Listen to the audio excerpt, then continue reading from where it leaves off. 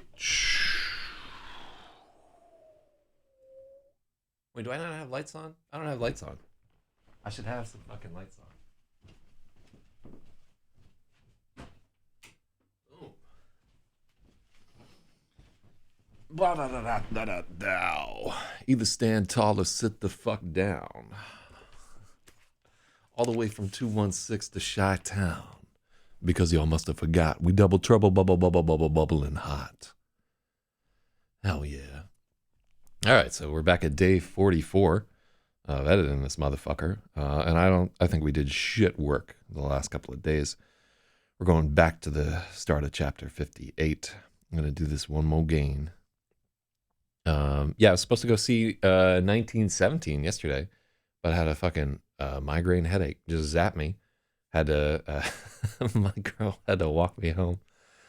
Yeah, I'm not too happy about that. One, I wanted to see the movie, and then two, I don't like pussying out. Wait, hold on. I think somebody sent me an image of Joe Biden morphing into a reptilian. I gotta click on that before we go any further. But yeah, we should have the other show tonight. Assuming that I'm feeling all right, which is, I don't know, kind of an assumption, but we're gonna do it out there. So if you've never seen the stream before in your life, this is Gravid. I'm Zach ZYZ. This is my 8th novel. Let me see here. What is taking a hot second to get to? Oh, okay. I see how it is there. Yeah, so this is the story of a young woman who finds an alien probe and has to figure out what the fuck she's going to do with it. And she does not choose what a lot of people might choose. And we're at the spot where it's starting to get weird, which is, I've been waiting for this shit all my motherfucking life.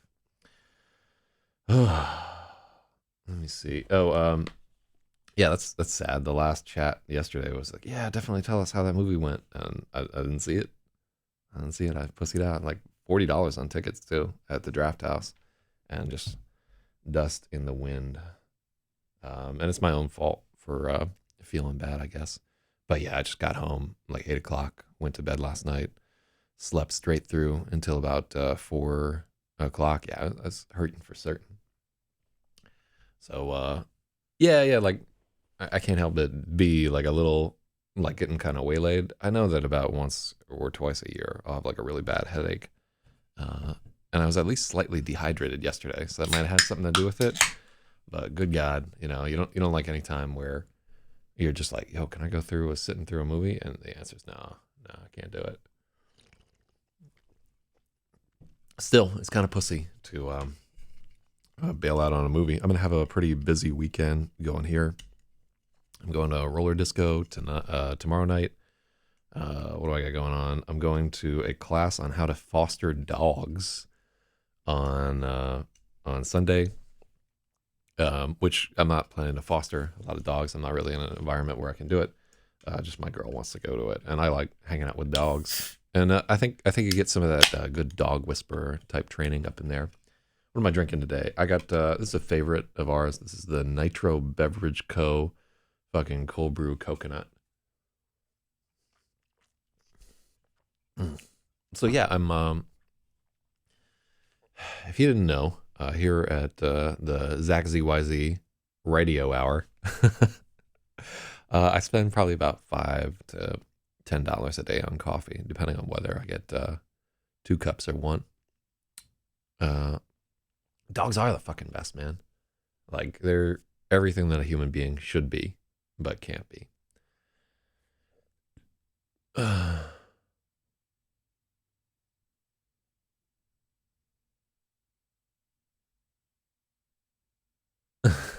So Jubird just posted a message. I am just like your average friend in her 30s. I have a Himalayan cat named Coco. He has reminded me about my ex, handsome but bad boy. Still playing game online called Mobile Legend while waiting for your chat reply. I am devastated as I had a breakup with my last ex, who gay, but pretending as straight. On smiley face, on smiley face, on smiley face. So Jubird, he's in Indonesia right now. And he's dating over there. So we're getting to hear a little bit of what he's got going on. $20 on gay water. Apparently, I look like hell. Yeah. Um, you're not feeling spectacular, to tell you the truth. Spud may have lied to us, reconsidering the NAD. Yeah, I might stop taking that shit. I don't get like crazy fucking headaches out of nowhere all the time, and that was just it's like a tension headache too. Like, well, I don't like it's bad form to talk about those things. So let's just move along. I think it's always best to try and treat them like they don't exist until fucking there's no other choice. But yeah. So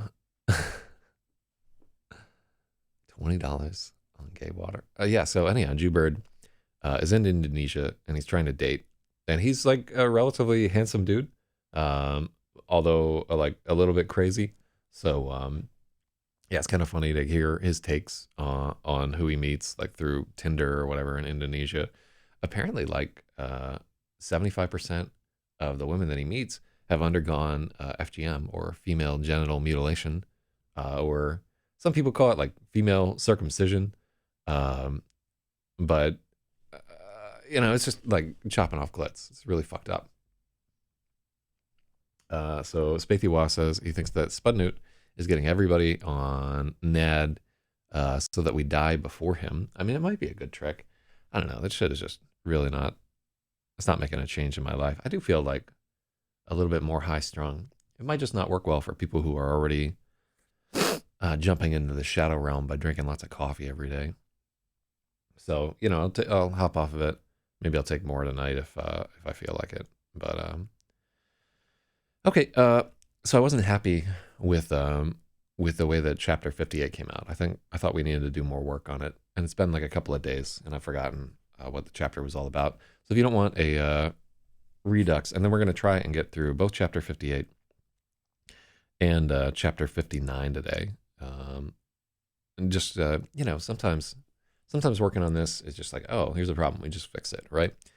Sometimes you gotta just fucking plane it off,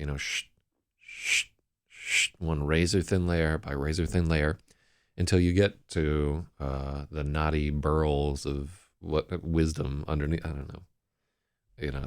That doesn't sound good to me, the way that we're put it, but gotta do it. Gotta do it. But yeah, like yesterday and like for the last week, I felt kind of shaky on this whole process, and I feel like we're kind of a little over that hurdle, right? I feel more enthused about the project and more resolved to get some shit done. Mm.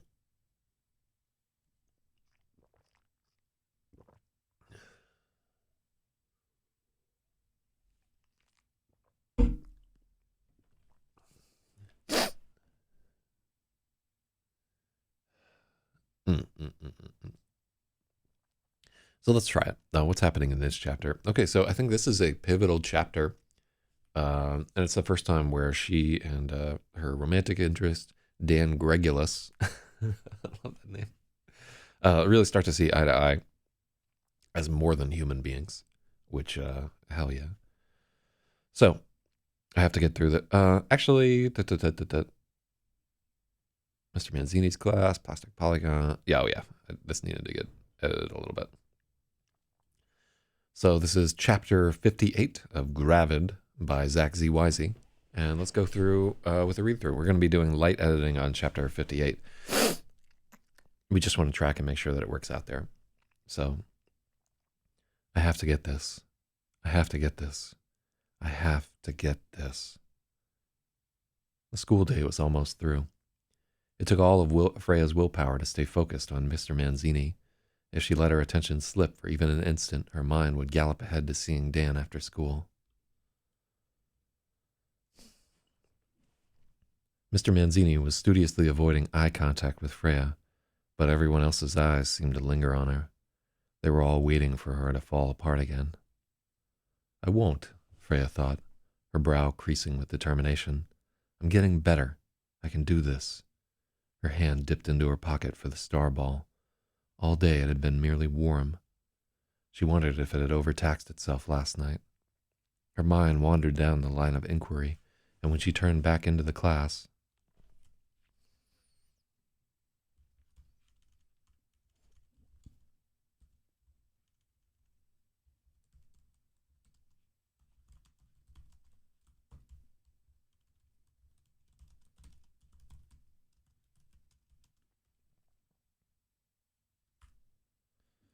Her mind wandered down the line of inquiry, and when she realized she'd been daydreaming and turned back to class, uh,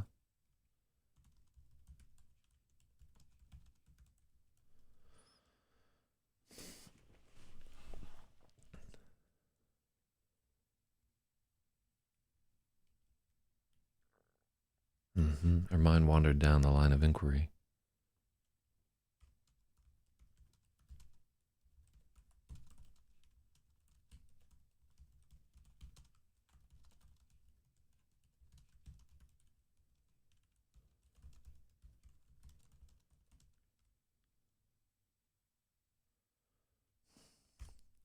Her mind wandered down the line of inquiry until she realized she was daydreaming. When she refocused on class, she found she had no clue what Mr. Manzini was saying. I have to get this. Freya bit down on her lower lip, trying to focus.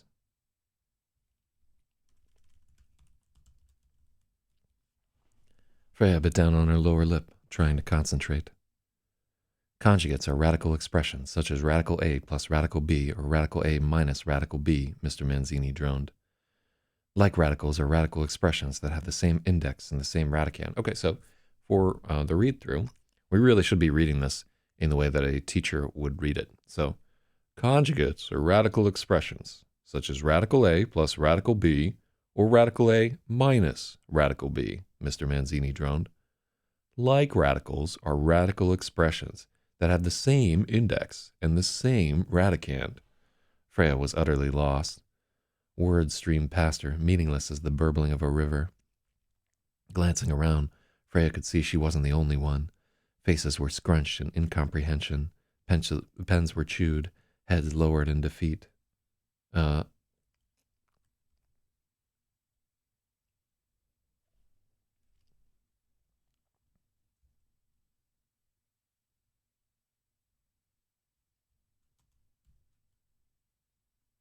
So I think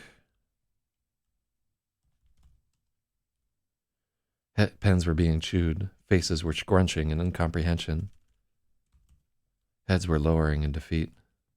Okay, so let's try both ways. Pens were chewed, faces were scrunched in incomprehension, heads lowered in defeat. Past tense, right? Pens were being chewed, faces were scrunching in incomprehension, heads were lowering in defeat. Oh yeah, definitely past tense. So pluperfect is plu for plu pussies right there.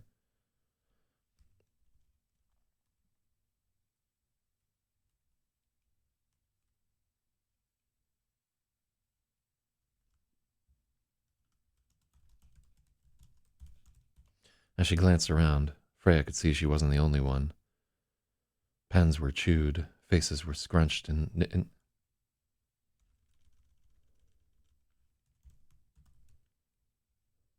faces scrunched in incomprehension. How can I make that better?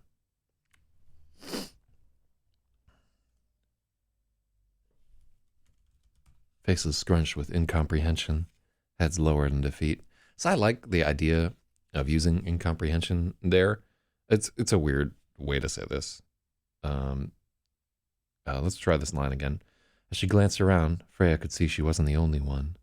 Pens were chewed, faces scrunched with incomprehension, heads lowered in defeat. All right. I think that it's weird to use a colon less there, but I mean, that's the structure that we came up with. I think it's slightly improved. Freya longed for Mrs. Jean, her Algebra 1 teacher.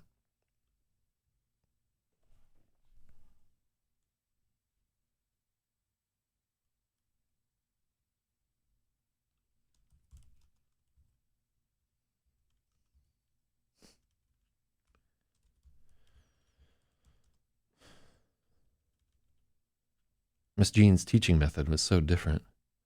She would give them a practical problem, then leave them.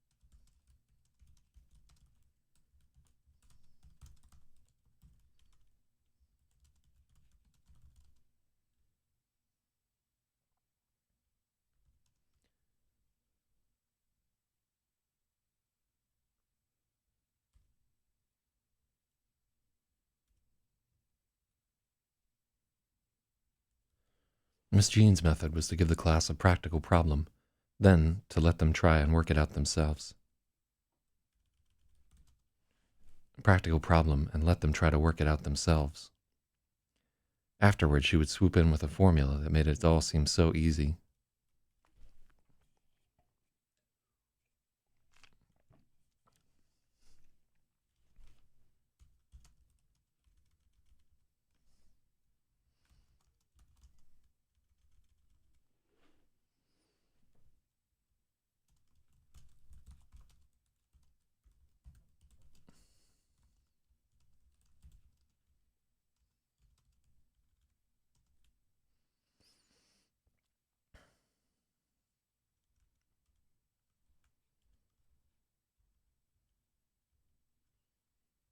Mm-hmm.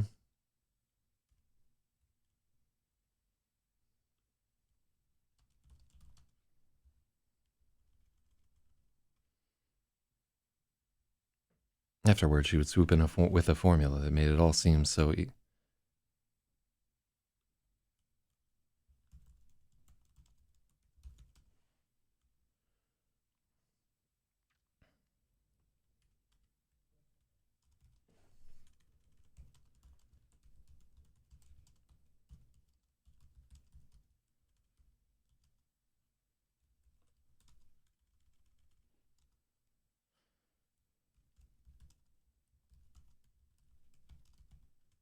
Hmm.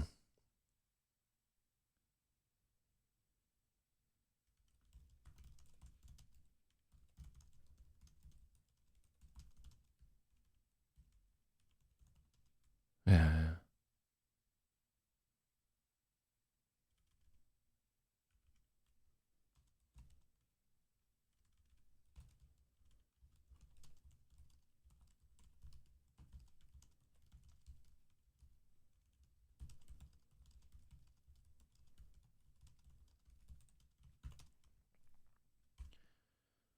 Freya had loved it. Let's see. So let's try this paragraph. Freya longed for Mrs. Jean, her Algebra 1 teacher. It had been such a different class. Miss Jean's method was to give the class a practical problem and let them try to work it out themselves. Afterward, she would swoop in with a formula that made everything easier, and Freya found the experience of having tried out her own first locked the ideas in.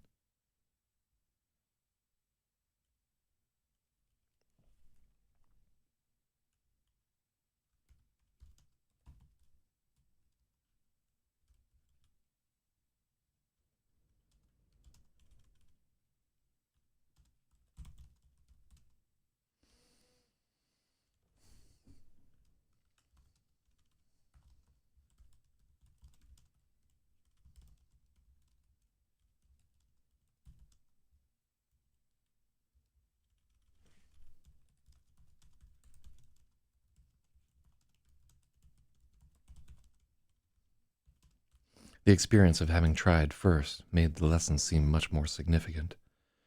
Freya had loved the feeling of things clicking into place, the sudden burst of understanding. She never felt that way in Mr. Manzini's class. Even when she finally grasped the lesson, she still felt like she was way behind, just clinging on for survival. Hell yeah. All right, so that's better. That's better. I mean, this is what I really want, you know, in those days where you're just struggling and nothing is like fitting together. Um, it's tough, but now I feel like, you know, we're getting somewhere. All right, let me see.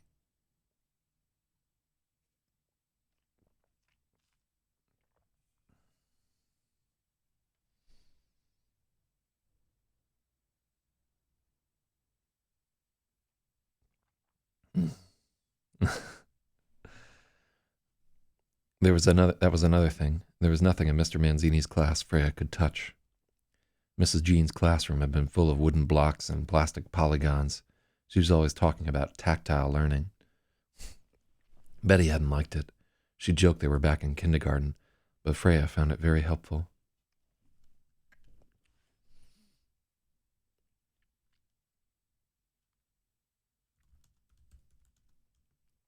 But Freya found the props very helpful. It was so much easier to pick up an idea if she could put her hands on it.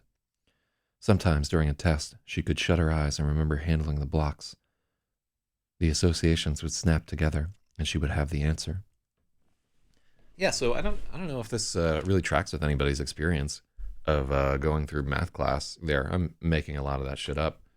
But yeah, I like the idea of sort of just trying to explain why she's struggling in this class a little bit. I think it's worthwhile. Let me see. Oh, what's up, Samsung TV? At the end of this, I'd like to think that because of the message of unity and tolerance events in this book, that Samsung TV or Astro will make a transition from a like meme spewing alt-right troll into a fully functional member of society who no longer hates Jews.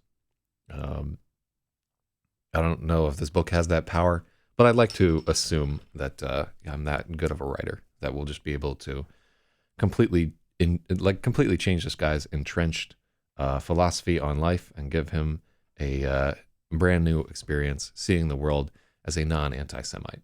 But yeah, so we'll see. It looks like we're making some progress here. He's like a little less virulent than he was previously. So yeah, we're working on it, buddy. We're gonna get you fixed right up. Let me see. Yeah, I'm torn on what the best way to deal with people who believe something that is not super true is. Like, do you just get them involved in a crazier conspiracy? Like, that's not the Jews, it's the reptilians. Or do you just try to like slowly guide them back to reality there? Counter Semite. Ridiculous there. I don't know. I was having a conversation with somebody just yesterday, and they were like talking about a new program that school had introduced. And they were like, yeah, it's just a nightmare, And I'm sitting there talking to her. And I was like, well, let's stop. Is this really a nightmare? Are we like running down the halls screaming because we're terrified of it? And she's like, no, it's just like a figure of speech. And, she was talking about like, there are like 1,000 extra steps that I have to do. And I was just like, but well, it looks to me like there are 2 extra steps here. And like I had seen the previous program that they had to work with or whatever. And it was just significantly worse. But because of the passage of time, I knew that she had forgotten about all the struggles that she had had with the previous one. And it was like a real weird thing where I was just like, let's think about the language that we're using here and try to, like, as we're talking about this, try to use language that's accurate. And it really changed the tenor of the conversation. It's an asshole move to do too, when somebody is just trying to play the let's complain game, and you're just like, well, let's talk about what's actually happening. But I remember this old book back in the day called Games People Play. It's like kind of like one of those self-help books, and I'm sure it's discredited at this point, which I have to say about everything that I read when I was like in my 20s. That had already been discredited since I was mostly reading stuff from like the 70s and 80s when I was in my 20s, because that's how the progress of ideas works. They take time to percolate down. But Games People Play was really, really interesting. It identified a number of spiels that adults would get into, and games like The Way We Was, where people would talk about how things used to be and contrast them to the present in a way that was kind of bullshit. And like we also play like the How's the Weather game, where people just talk about the weather as they're building up the courage to talk about the things that they actually want to talk about there. So I'd like to read through that book again there, but it was really just like this individual was trying to play a game of like, let's complain about this whole thing. But because I was like responsible for the stewardship of that particular program, I didn't have any like patience to play the game. I wanted to play the like, yeah, if something's wrong with this, let me actually fix what's wrong with it. And I had no patience for talking about it in like these sort of metaphorical terms, like, this is a nightmare, and like it's a Tower of Babel, all these extra steps that we have to take. And I had to wonder if like the constant focus on precise language in this book is what I don't think prior to doing this editing thing, I would have just stopped and been like, no, what are you actually saying right there?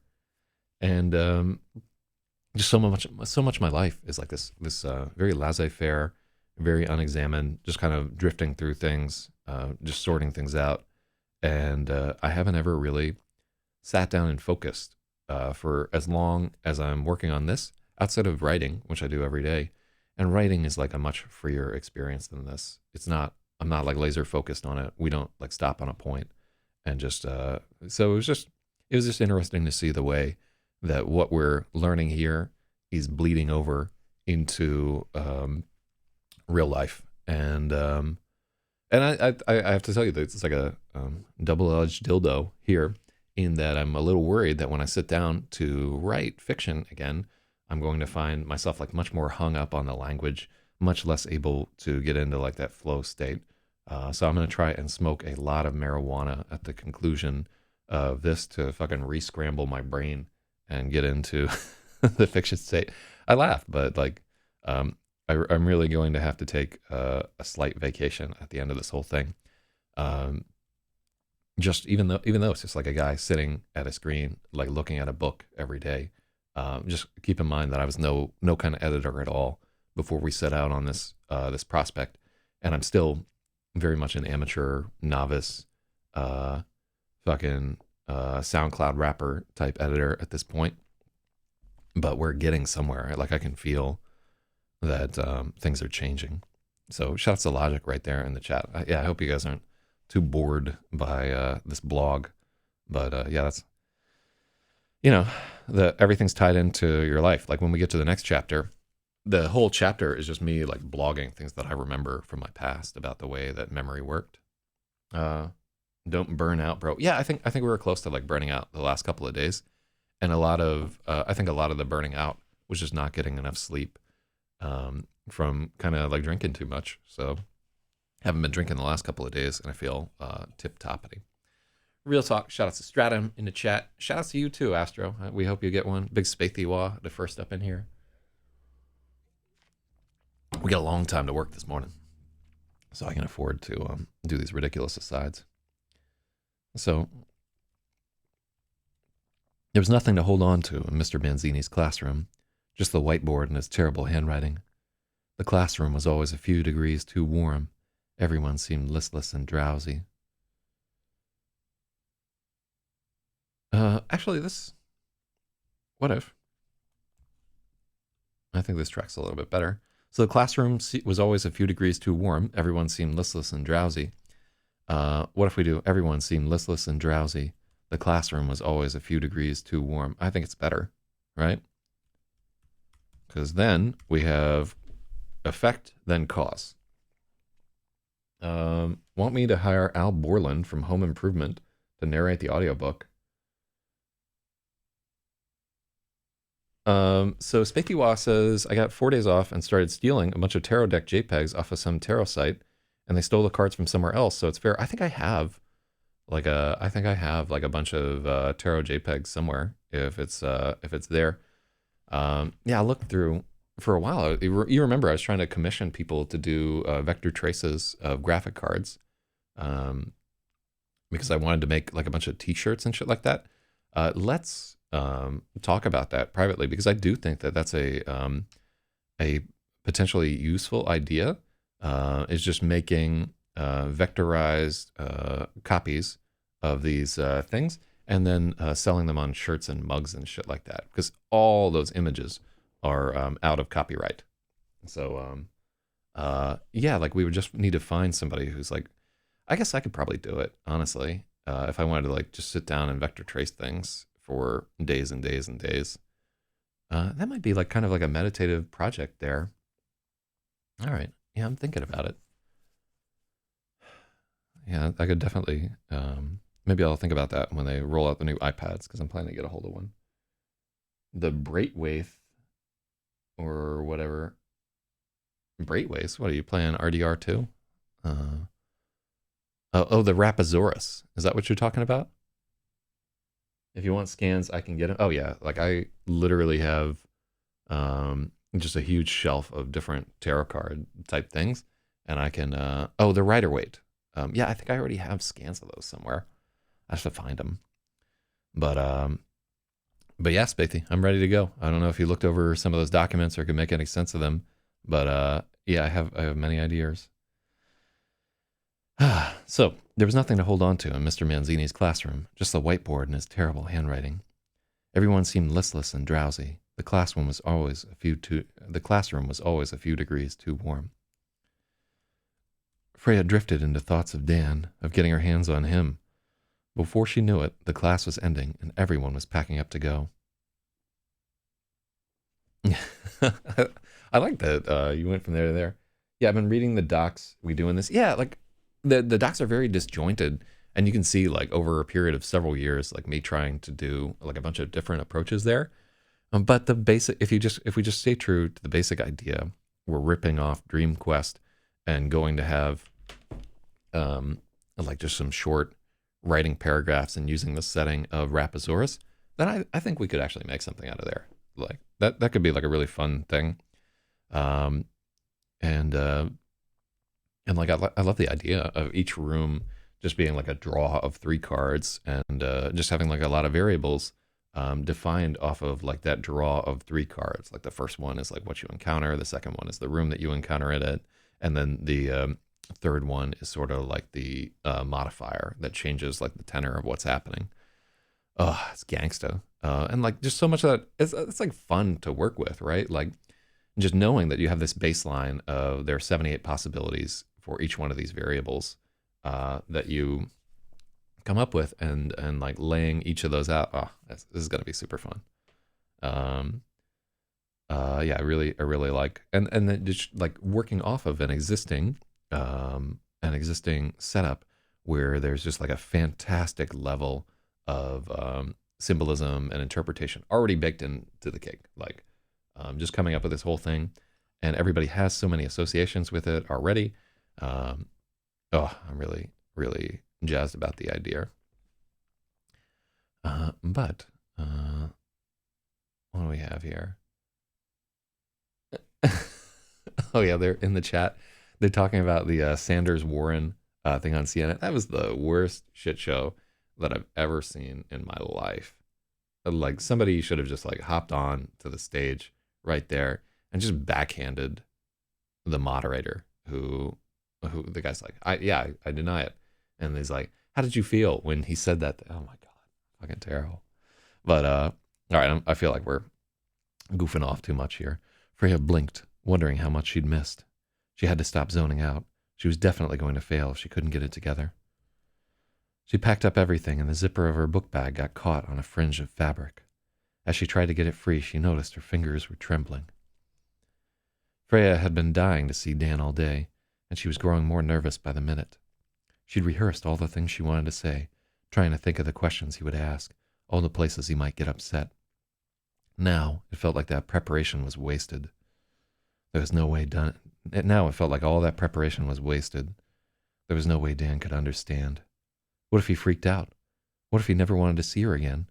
What if he told someone and they both wound up in a mental hospital? Imagine the best possible outcome, Dr. Garboglio had told her. Freya tried as hard as she could to envision things turning out okay. She took a deep breath through her nose and exhaled slowly, then worked the zipper free. Mr. Manzini smiled at her and waved as she left. She managed an awkward wave back. She was doomed when the test came. If only Betty were taking this class with her. If only she had someone to help her figure this out.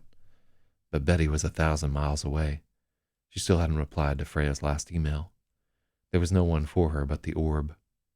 Freya shook her head and dropped her books in her locker, and then headed for the parking lot. So here is where I say, strong second edit needed for this section. So I needed another strong edit.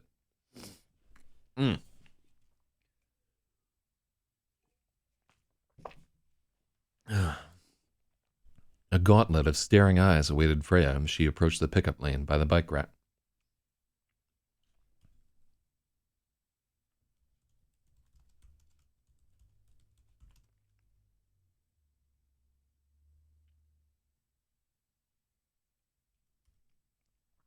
It wasn't only the other students. She felt like the parents.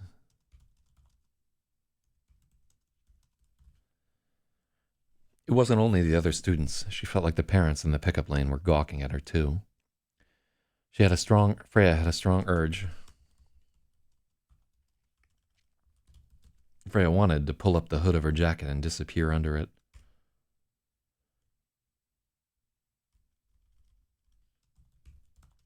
And disappear beneath it. Instead, she drew in air through her teeth and held her head up, meeting the stairs. She wanted everyone to know she wasn't afraid of Malcolm Lewis or anyone else. Dan's pale blue Toyota was close to the front of the pickup line. His was the only face that lit up for her. "Hey, Freya," Dan smiled.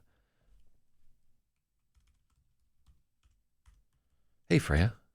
Dan smiled like nothing strange had passed between them, and they were just two kids about to go on a drive. "Hey, Dan," she smiled back, forgetting to be nervous for a moment. "They didn't catch Malcolm yet, huh?" "Nope. They sent a car to his mother's house this morning, but they can't find him. I'm a little worried Lasso will find him before the police do." "For real?"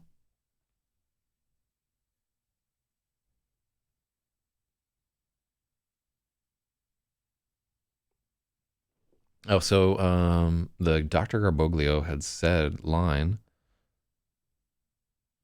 So it's not something he said. It's something that's in the Fragile Phoenix. Let's go back up to this.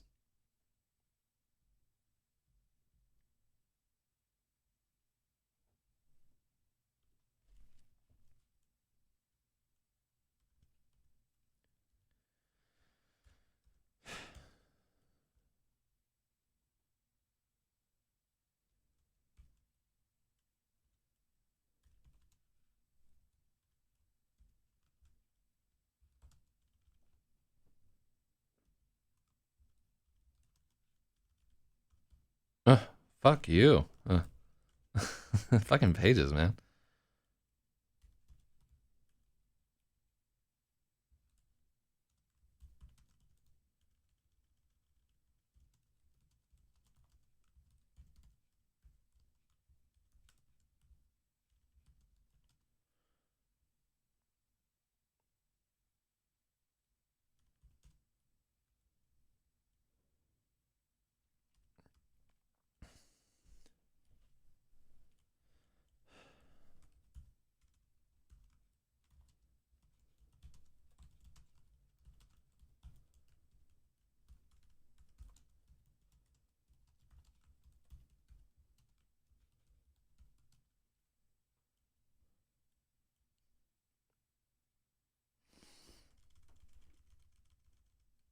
Mm-hmm.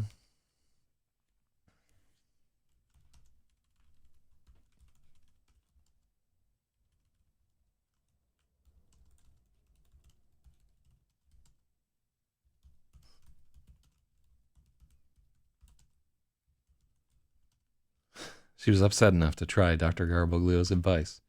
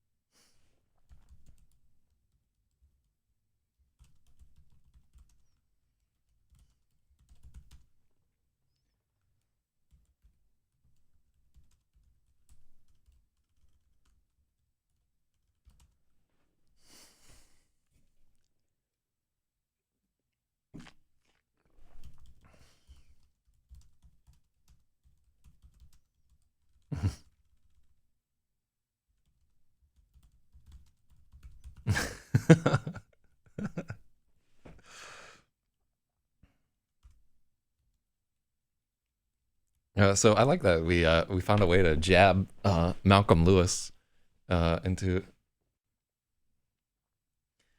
She was upset enough to try Dr. Garboglio's advice. Let's put it at Freya. Freya was upset. Fucking italics are like a plague in this motherfucker. I hate that it's like popping to the next line. Whatever. I'm just doing it wrong. It's my fault. Freya was upset enough to try Dr. Garboglio's advice. She shut her eyes and envisioned things turning out okay.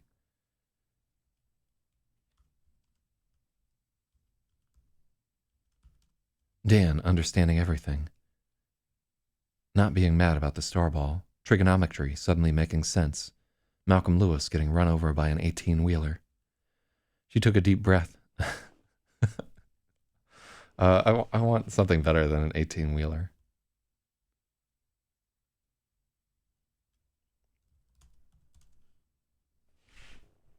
That she would have experience with.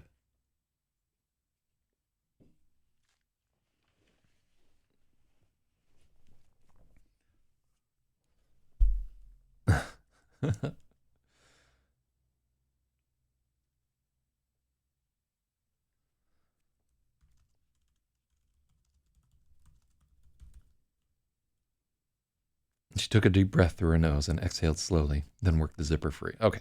I just want to shout out to Stratum there for like going back to a phrase that is absolutely awkward. And like now we can, it's so much better. This is like a huge improvement.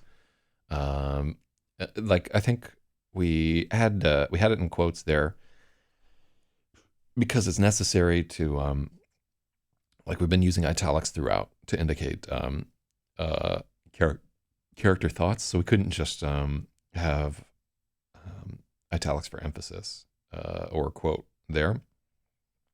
So yeah, that's just much, much better. And also gives like a positive light where she can imagine this dude getting run over by a truck. I'm open to other ways that she would visualize him dying.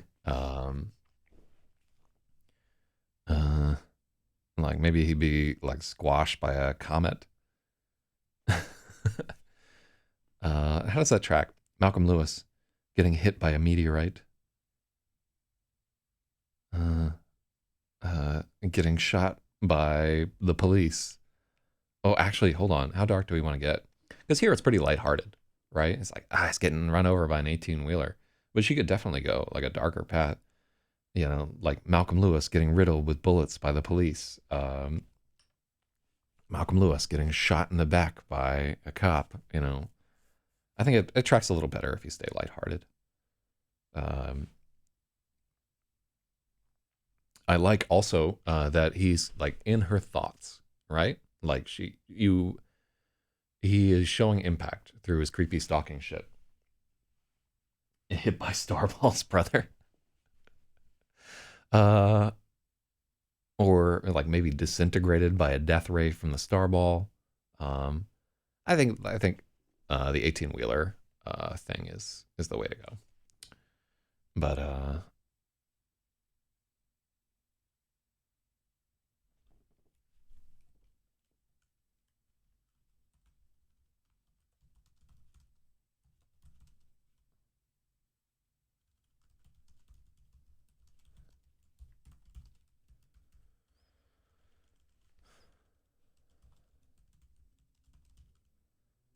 yeah, so I don't think he would talk that way. Hey, Dan, she smiled back, forgetting to be nervous for a moment. Any progress on the Malcolm thing?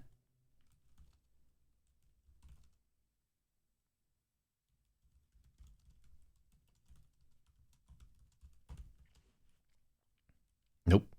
They sent a car out to his mother's house this morning, but the police can't find him.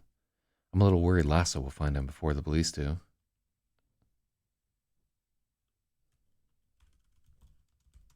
We'll get to him before the police do.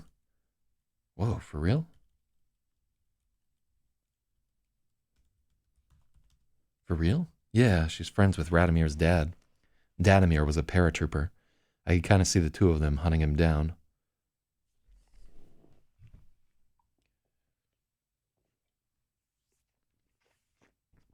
Mm.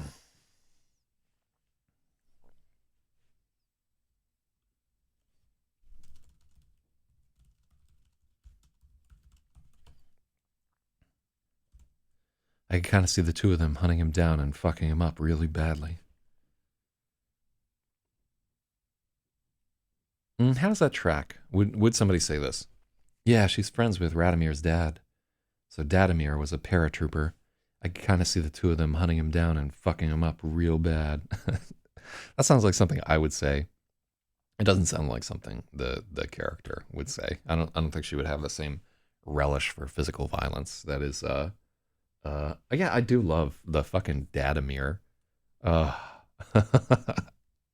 His name is Dymek. Anyhow, it doesn't matter. Do you want to go somewhere to talk? I mean, they probably won't, Freya added, picking up on Dan's discomfort. He hadn't even cracked a grin at Dadamir. Anyhow, he doesn't matter. You want to go somewhere and talk? How heavy is this going to be? Dan asked. Pretty heavy, Freya admitted. Can we go for a run first? I didn't get out this morning. It usually helps me calm down. There was something a little frantic behind the words, a sense Dan was barely holding it together. His left hand was in a tight grip on the steering wheel. Freya realized Dan was just as nervous as she was. We can do that, she agreed. On the way to Nading Hill Park, she talked with Dan about his day. He'd spent the morning taking the ASVAB. The Armed Services Vocational Aptitude Battery was the test everyone had to take to get into the military. As she listened to Dan describe it, Freya found herself wanting to take it as well, just to see how she would do. As she listened to Dan describe it, Freya found herself wanting to take the test as well.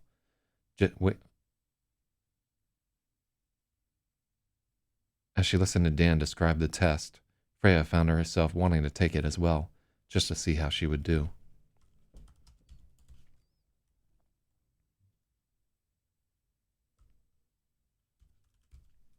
Just to see how she would do. Lassa would be thrilled. I don't really want to join, Dan admitted. This recruiter calls me every week. I guess he can smell blood. If my scholarships don't work out, that's pretty much my fallback plan. I don't want to take out a bunch of crazy loans to get into school. I don't want to take out a bunch of crazy loans to go to school.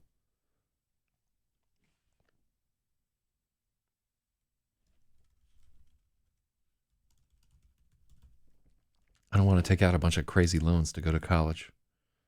Would the military let you in? Freya asked, and then instantly felt regret. For a second, Dan didn't understand what she meant, and he winced when he figured it out. Sorry, she said quickly. No, it's okay. The hospital recorded the Valium thing as an accidental overdose instead of an attempt. I told them I was just trying to get high. Freya noticed Dan carefully avoided saying the word suicide. I'd need a waiver to get in, but the recruiter says it's doable as long as I don't want to be special forces or anything. Which I don't. I don't even want to be regular forces. I just may not have any other option. I don't know what I would major in if I could get a scholarship. I really need to figure it all out soon. So what's actually happening? Okay, so they're on the way to Nading Hill Park.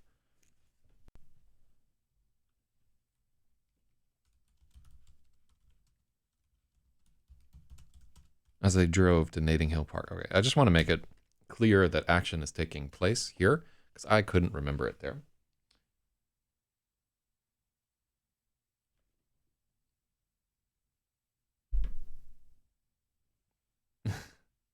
So I think in general, I just that character has shown some relish for violence, but she's not her mother, and I don't think that she would, at this point in the story, necessarily like gloat over the idea of her mother like murdering somebody or like torturing them or whatever. Like Malcolm Lewis is not a sympathetic character to her, but I still don't think that she would just go through and um, uh, like just get a big old chubby for the idea of torture.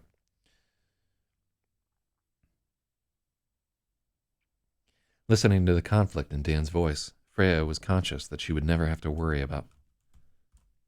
Listening to the conflict in Dan's voice, Freya was aware that she would never have to. Was conscious that. Oh yeah.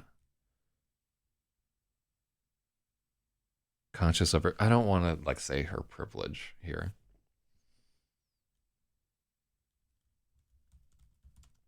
Freya was reminded that she would never have to worry about money for college. She didn't have to work at a diner to pay for gas and Krav Maga. She had 2 more years to decide what she wanted to study.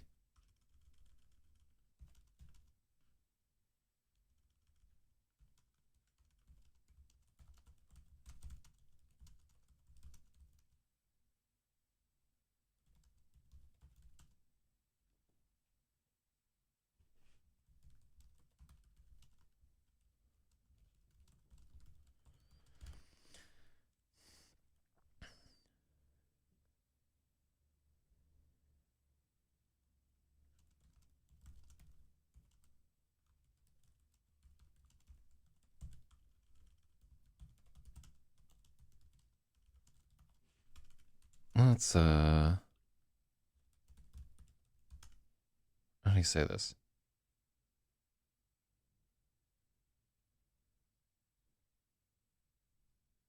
Vanderhaar. Yeah.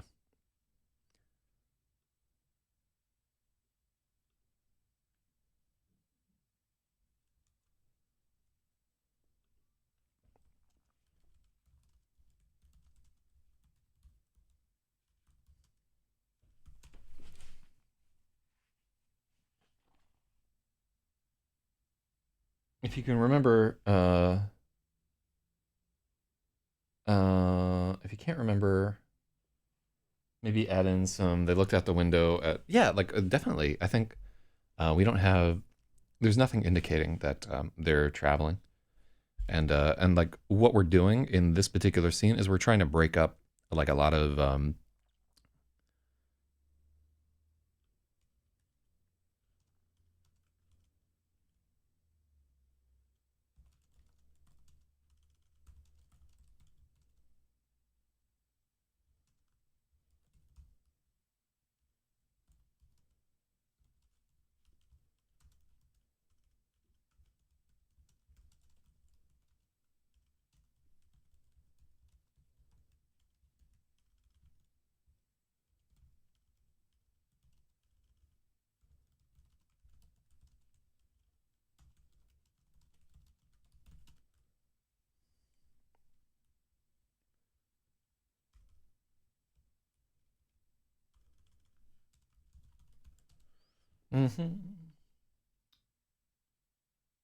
want to become famous. Oh, so here's a bot. Buy followers, primes, and viewers on following bot.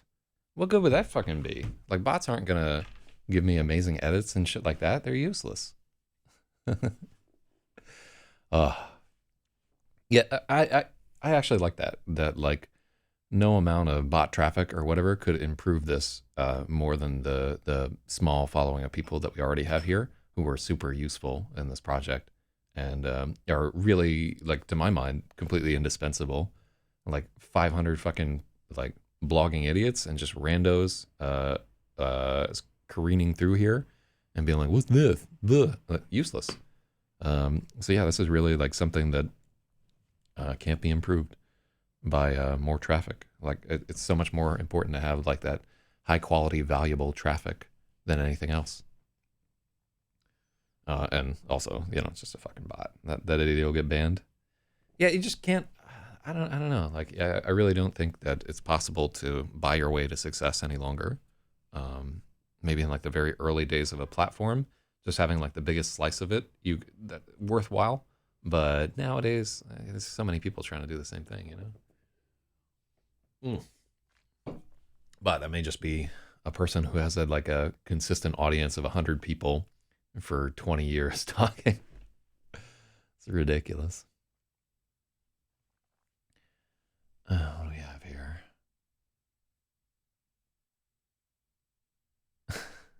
People getting banned from Chanfix.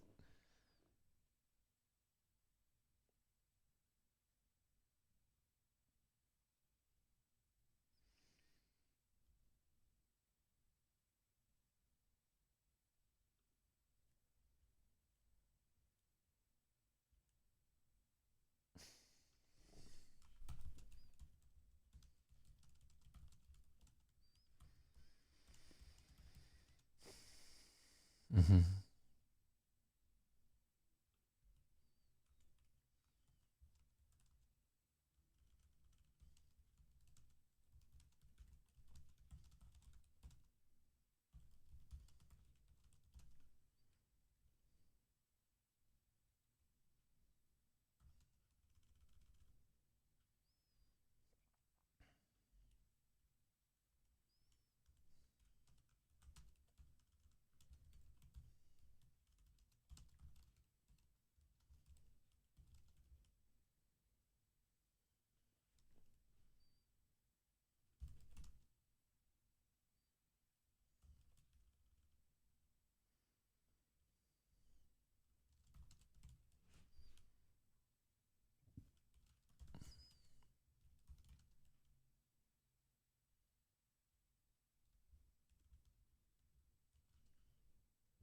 Mm-hmm.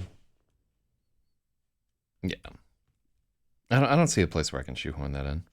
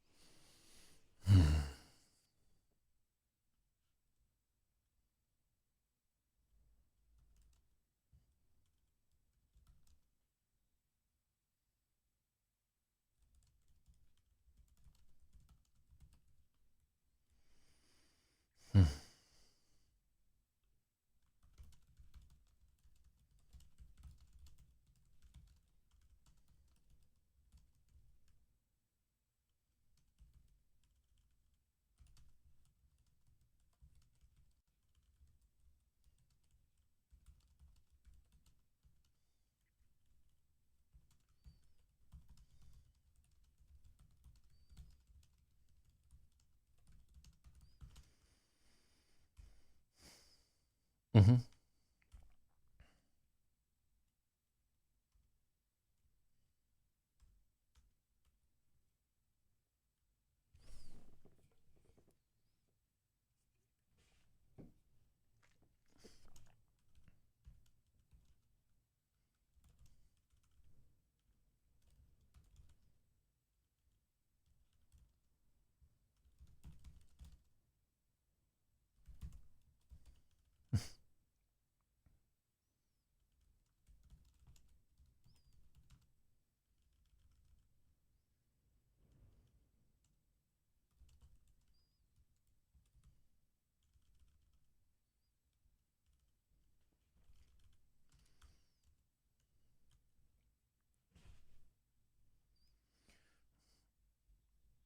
Freya noticed Dan carefully avoided saying the word suicide.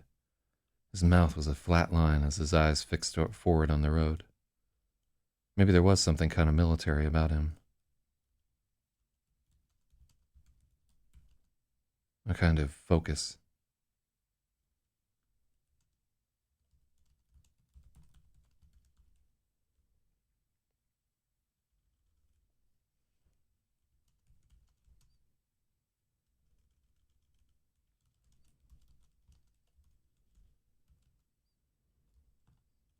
Mm-hmm.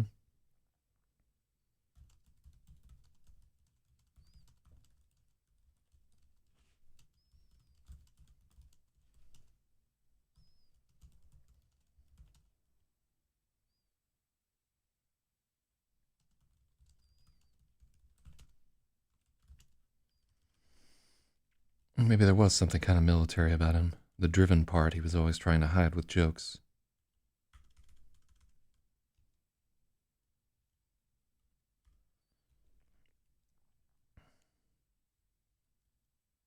Mm-hmm. Yeah, so this is kind of like a an interesting little scenario right here. So Freya noticed Dan carefully avoided saying the word suicide. His mouth was a flat line of tension as his eyes fixed forward on the road. Maybe there was something kind of military about him. The driven part he was always trying to hide with jokes.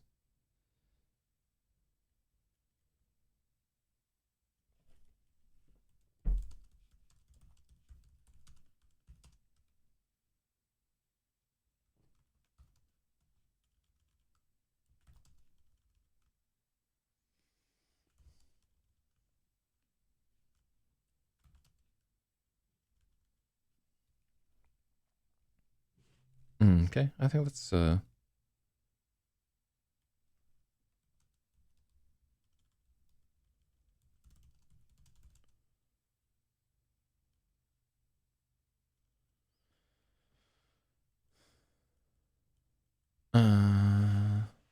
what would you do in the military? Freya asked. Oh, here we go. Okay. Freya's life was so easy compared to Dan's, and it was still more than she could stand.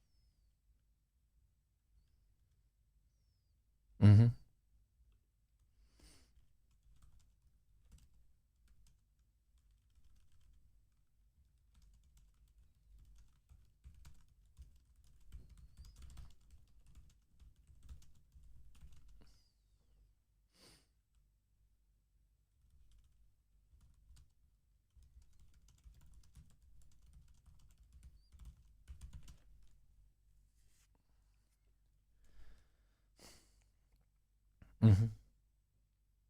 DLC Freya, the Wanderhars. Oh wow, God. I don't know if we'll get to that. We'll have to see what happens in this old story. Freya's life was so easy compared to Dan's, and it was still more than she could stand.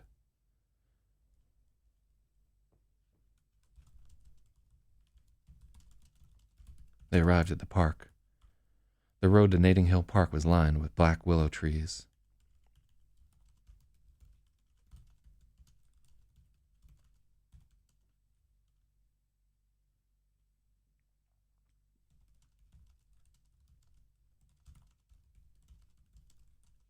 Mm-hmm.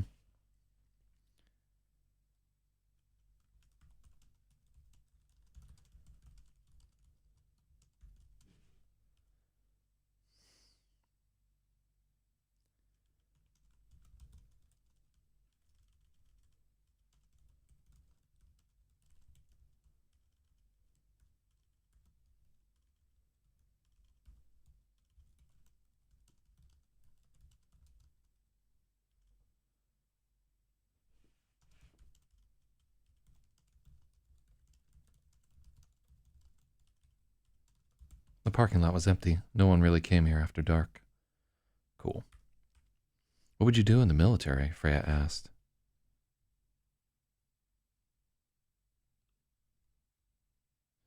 Medic if I score high enough. I don't want to kill anybody, but I'm not afraid to die either. Dan pulled the Toyota into a space and threw the car into park. Freya reached over and put his hand over his on the gear shift, meeting his eyes. Wait till after our run to croak, please. Wait till after the run to croak, please, she said, when he expected her to be serious. He slumped his head back against the driver's seat with his eyes rolled up and his tongue stuck out. She shoved his shoulder and climbed out of the car.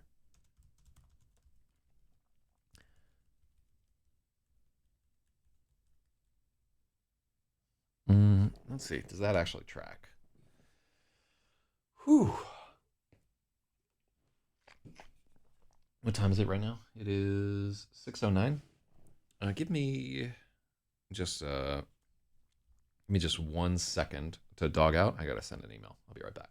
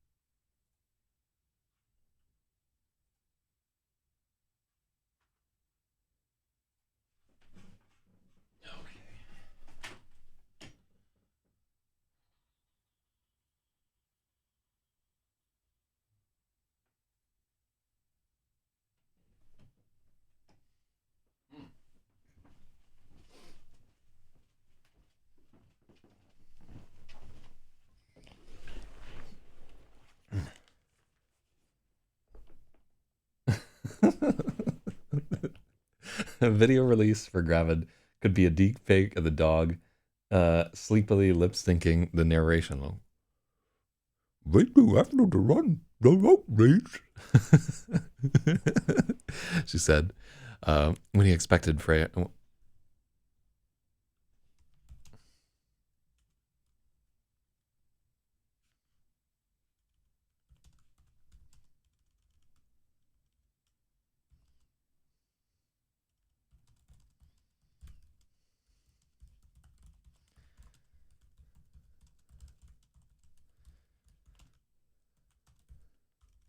And he broke out laughing. He'd expected her to be serious.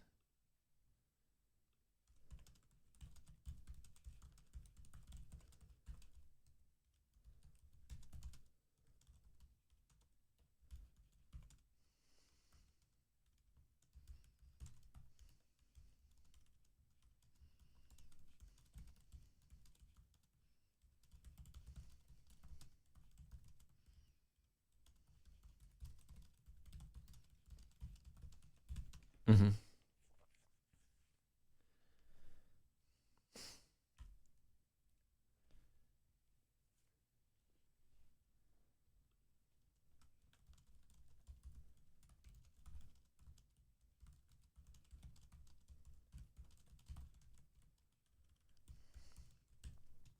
She was stretching when he joined her on the track, and they jogged a quick warm-up lap to get each other's measure, and then they began to run.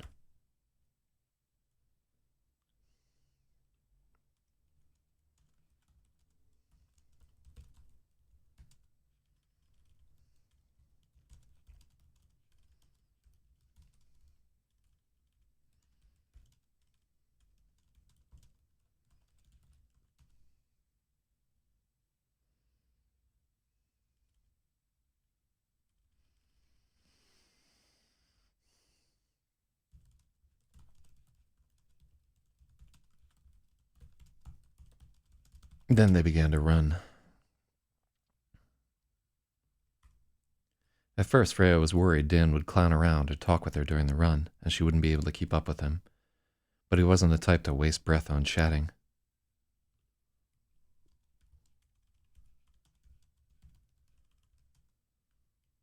But he wasn't the type of runner to waste breath on chatting.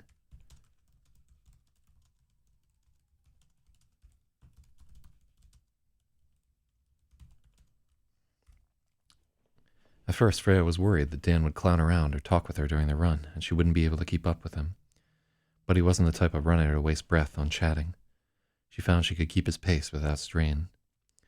5 laps in, Freya realized this was exactly what they'd needed.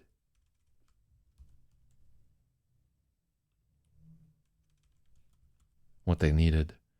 With every lap, her mind grew clearer. The endless tumbling of her thoughts slowed. She was gaining distance.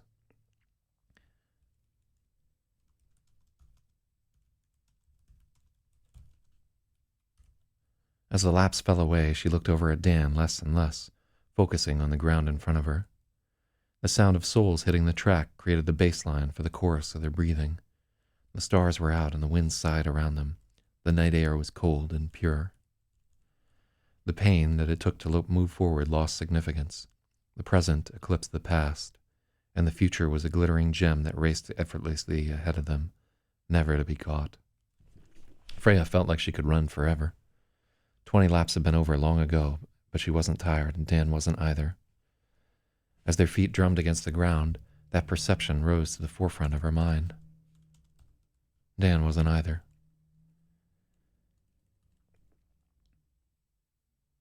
Let me see. So, I quasi remember you mentioning this book was in part about depression. Did you ever watch BoJack Horseman? That's a good comedy cartoon show about depression. Yeah, I think I took a gander at like the first episode or whatever, and I was like, oh, this isn't gonna make me feel good to watch this.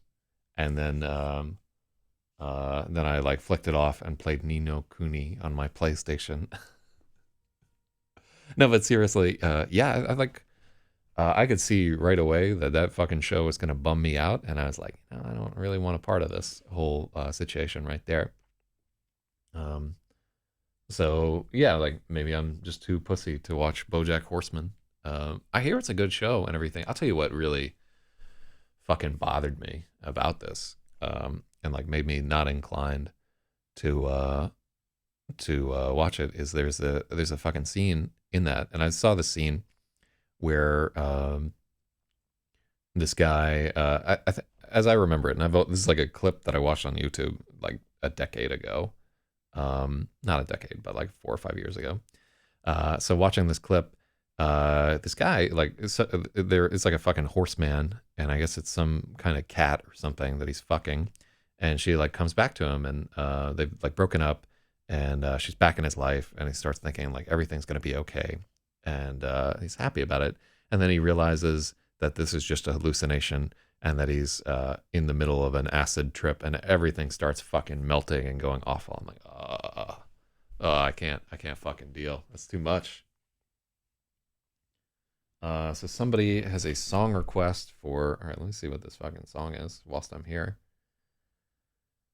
Let me not get DCMA'd for this motherfucker. I just want to see what it is. Oh, look at this dude, original. Oh, I can't believe they made a song out of. Look at this dude. Oh no, I think it's just somebody blogging for the whole fucking time. All right, I'm not tremendously interested. Gotta say.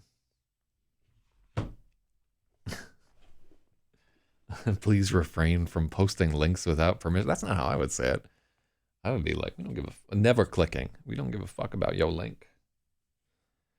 But yeah, that's not useful.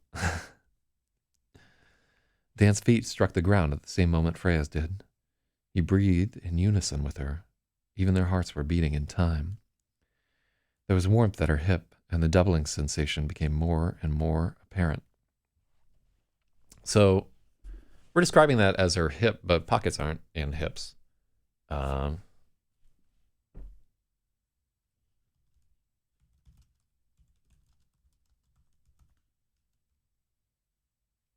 There was warmth burning against her thigh, and the doubling sensation became more and more apparent.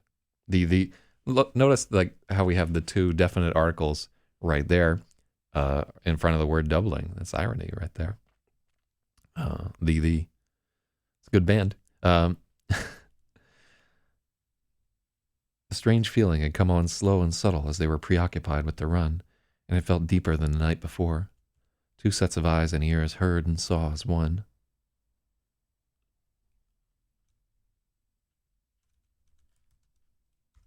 Two sets of eyes and ears saw and heard as one, racing against the night.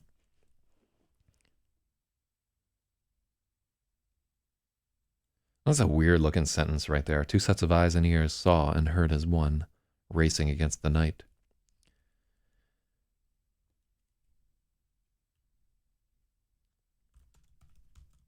Dan's thoughts flickered with alarm, and Freya pushed back. She didn't want the feeling to end.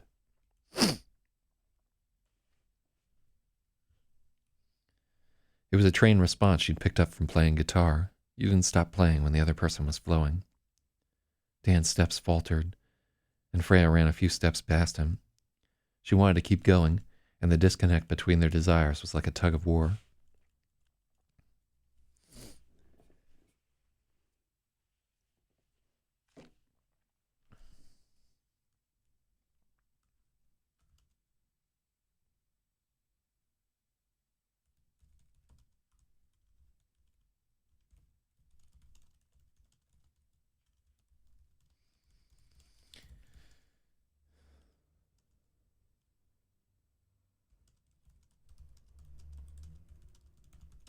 She skidded to a stop and turned around to make sure Dan was all right.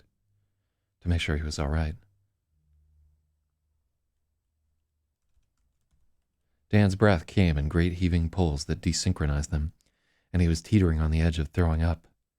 His nausea triggered her own, and they each shut their eyes tightly, fighting back against the feeling.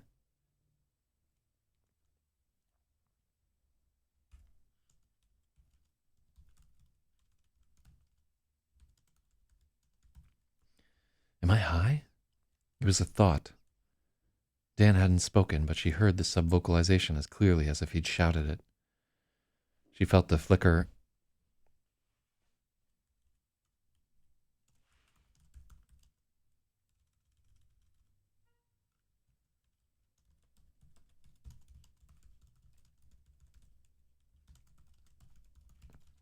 A cascade of thoughts followed. Fear he was making a fool of himself. Suspicion that Freya had drugged him.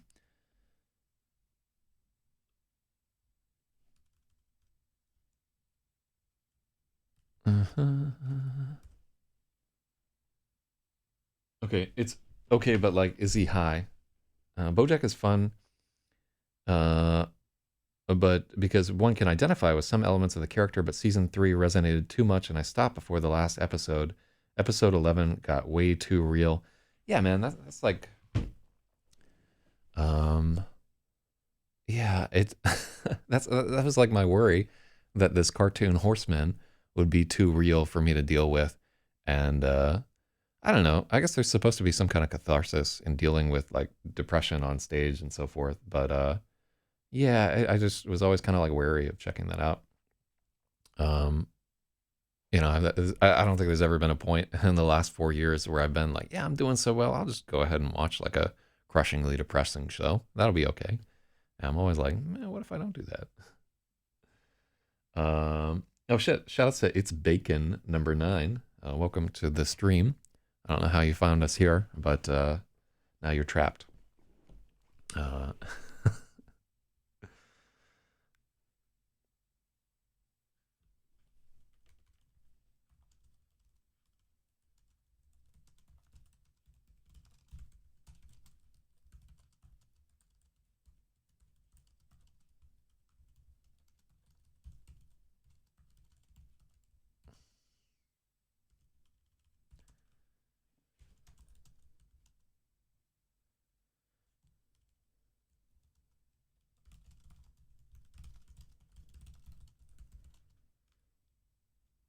mm.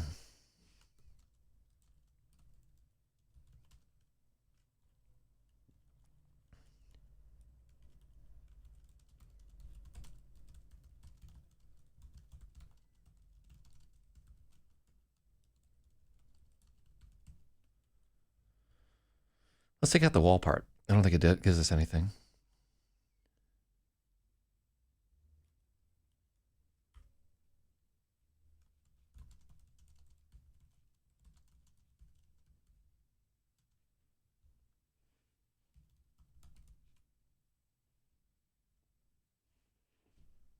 He'd hit a wall. Freya could see all the anxieties forever churning beneath this facade, and he could see hers.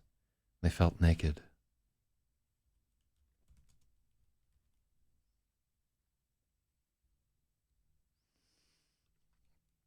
Mm-hmm.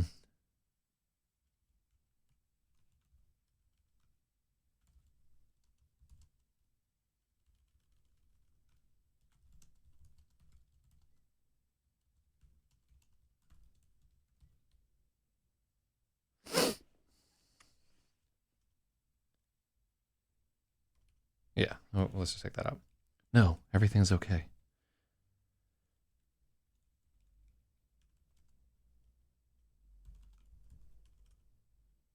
No shit. Yeah, what's up? All right. So I guess it's a knock knock joke. It's Bacon 9 says knock knock. Who's there?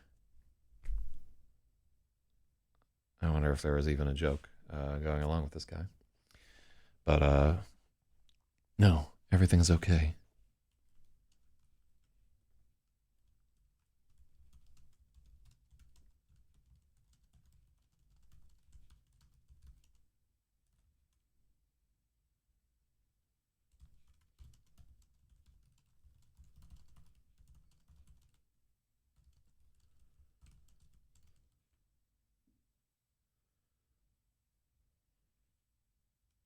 Martin who?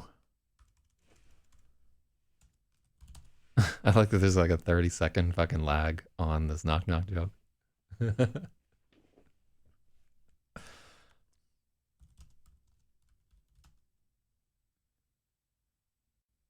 The joke is concluded. Thank you for attending my comedy.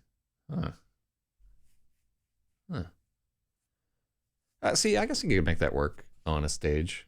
You just like tell a knock knock joke, like you go on,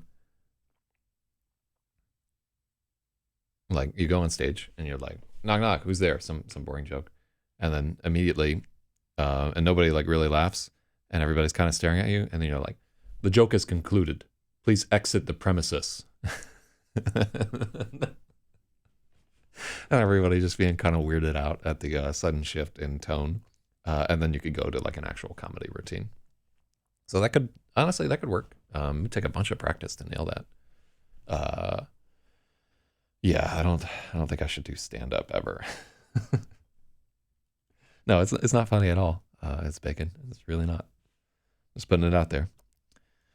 They seem awkward and strange, but don't we all? Let me see.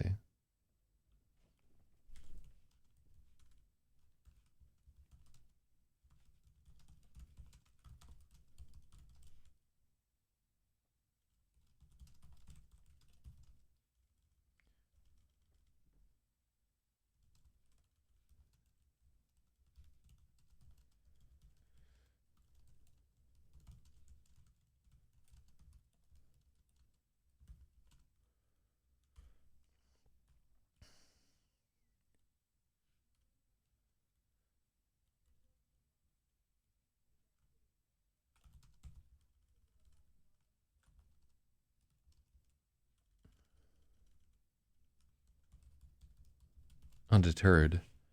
No, everything is okay, Freya thought back, but he saw through the attempt. She was trying to convince herself as well. Undeterred, Freya reached out and set her hand on Dan's arm. They felt the double sensation of touching and being touched. Their eyes met, and they shivered together.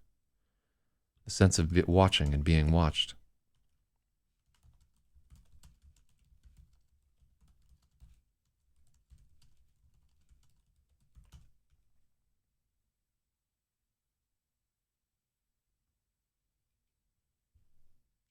A sense of someone...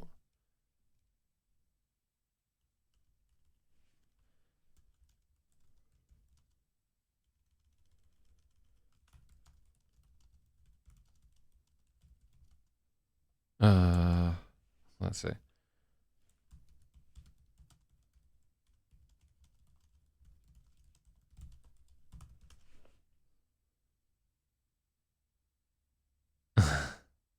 So we can't use scopisthesia.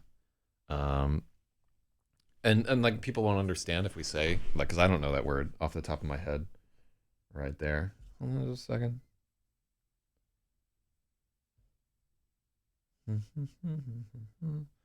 Why, there we go. Yeah, like I try to be friendly to some of these folks, but yo, I don't need that. Indeed, no. So yeah, I don't think that we can work with the psychic staring effect right there. They felt the double sensation of touching and being touched. Their eyes met and they shivered together.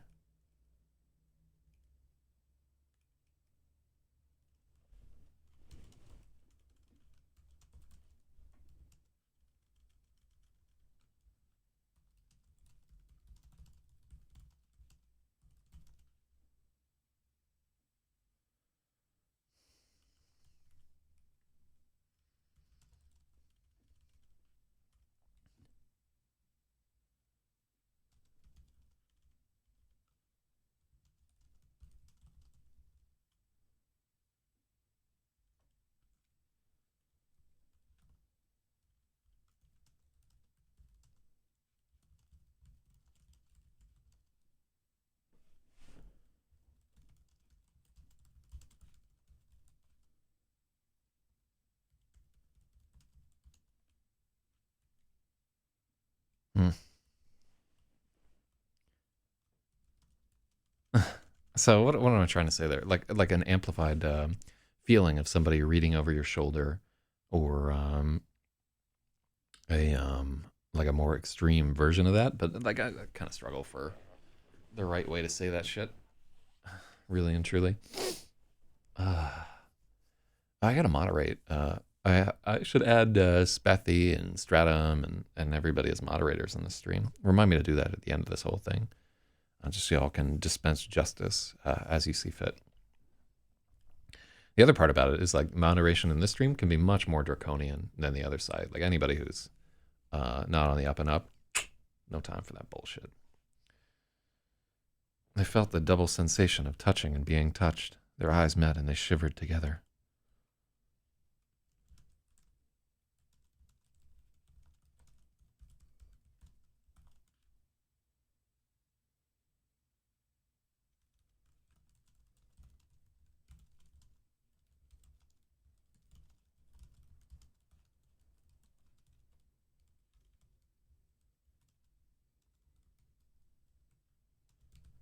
Magnified 100 times.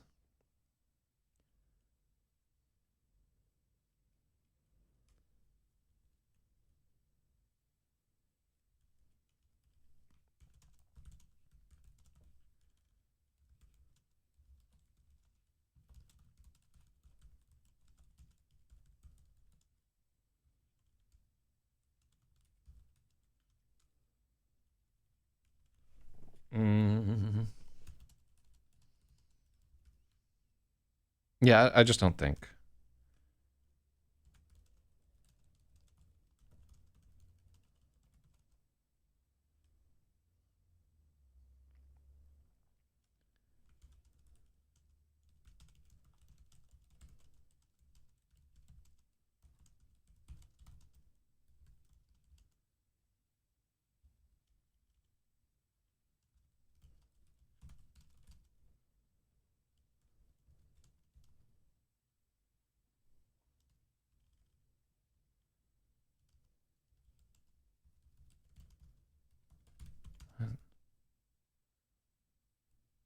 I think screaming feedback is going too far.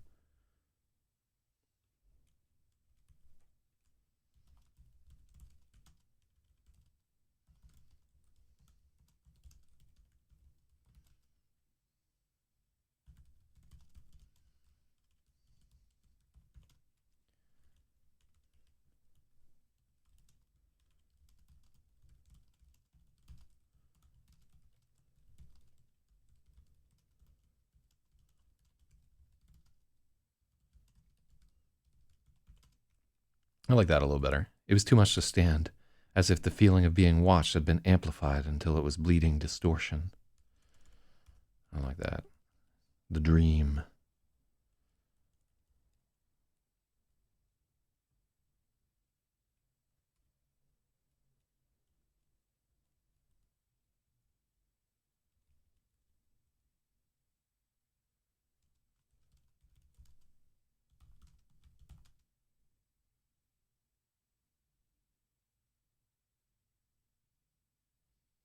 It was too much to stand. This was more than they could stand.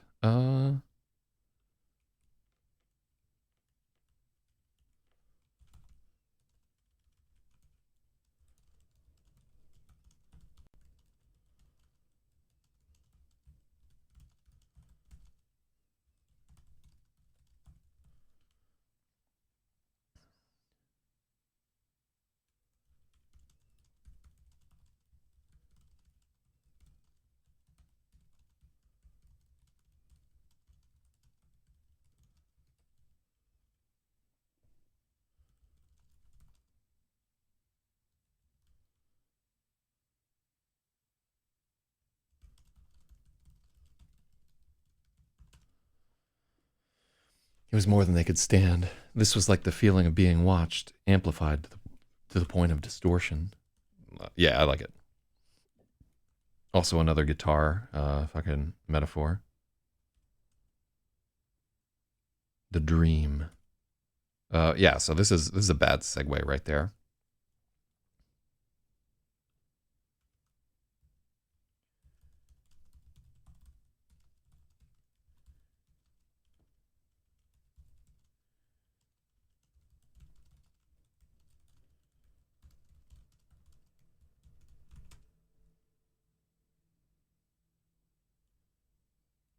Huh. Removing like. Let's try it both way.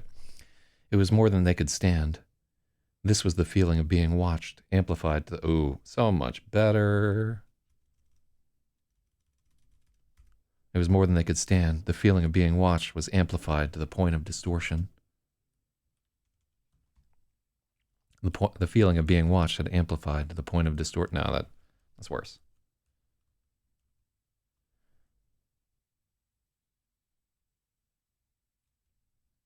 It was more than they could stand. The feeling of being watched, amplified.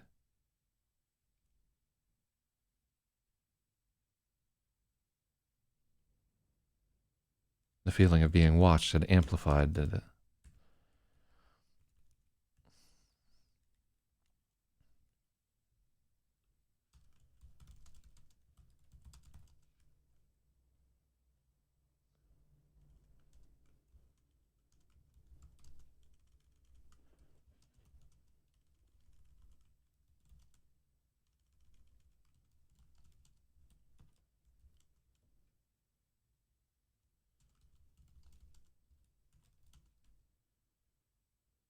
uh-huh.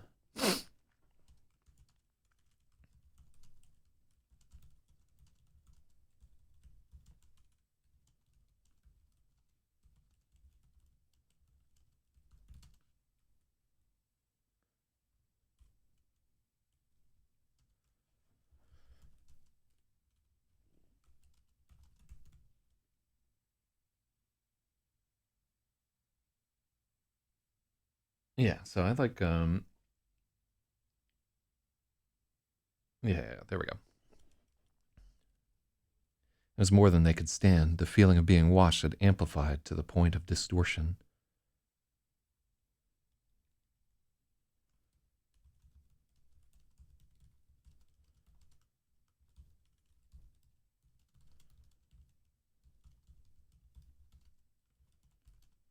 Freya was reminded of the dream, and her memory triggered Dan's.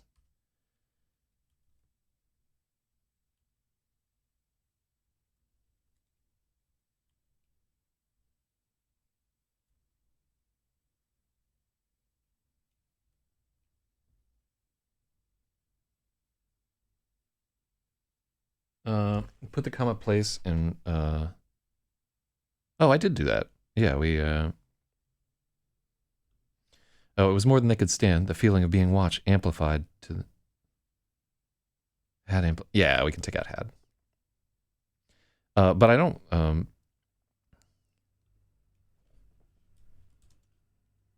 the feeling of being watched was amplified to the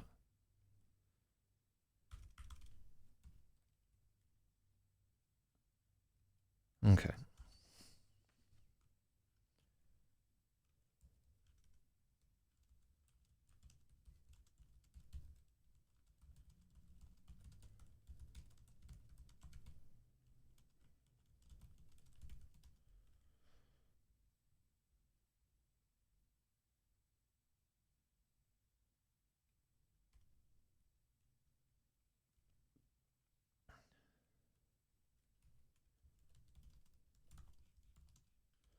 It was just like the dream where they had shared a single body.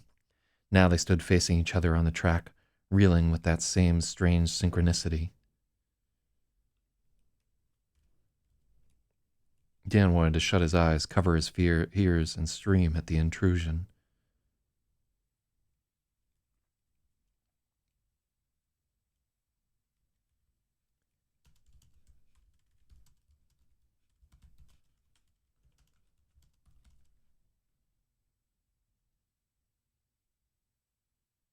Yeah, comma mongerer. Yeah, I don't like a comma there. It was more than they could stand. Well, let's read how it would read, right? Even like taking the grammar out of it. It was more than they could stand. The feeling of being watched, amplified to the point of distortion. That's with a comma. It was more than they could stand. The feeling of being watched, amplified to the point of distortion. Comma as needed. Okay, done. Just for the reading, it sounds better with the pause there. So good job, Logic. You are right. Mm.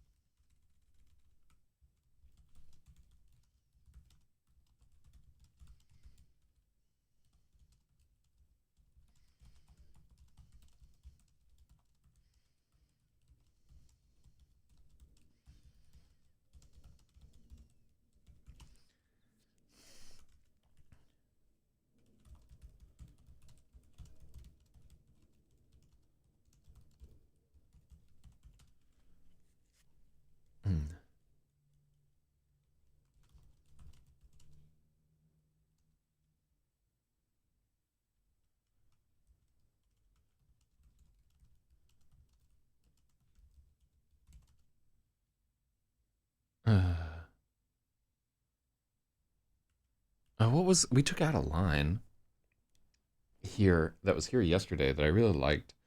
Oh, it was like reconciliatory empathy.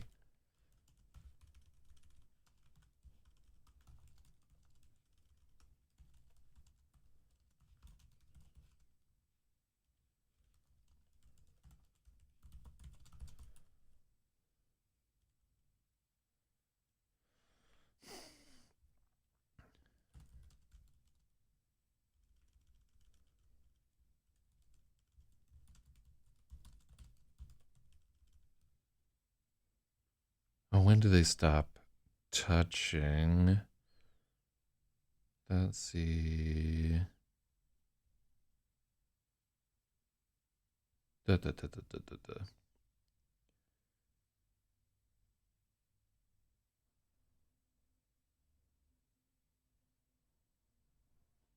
Okay.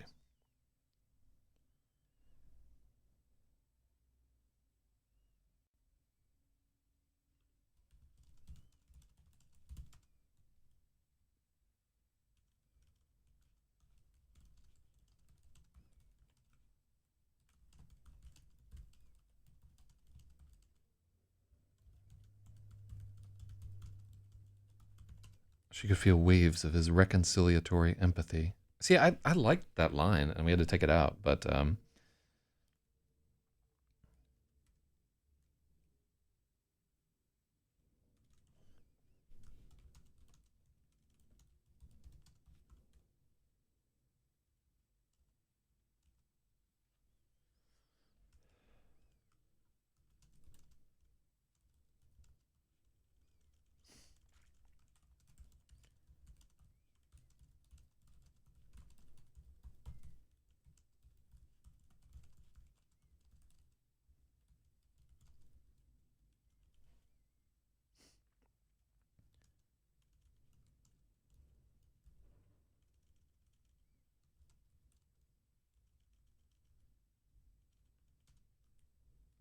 oh yeah, we just can't do reconciliatory. Like I would love to be able to shoehorn that shit in there, but it's just not something that any human being would ever say or think.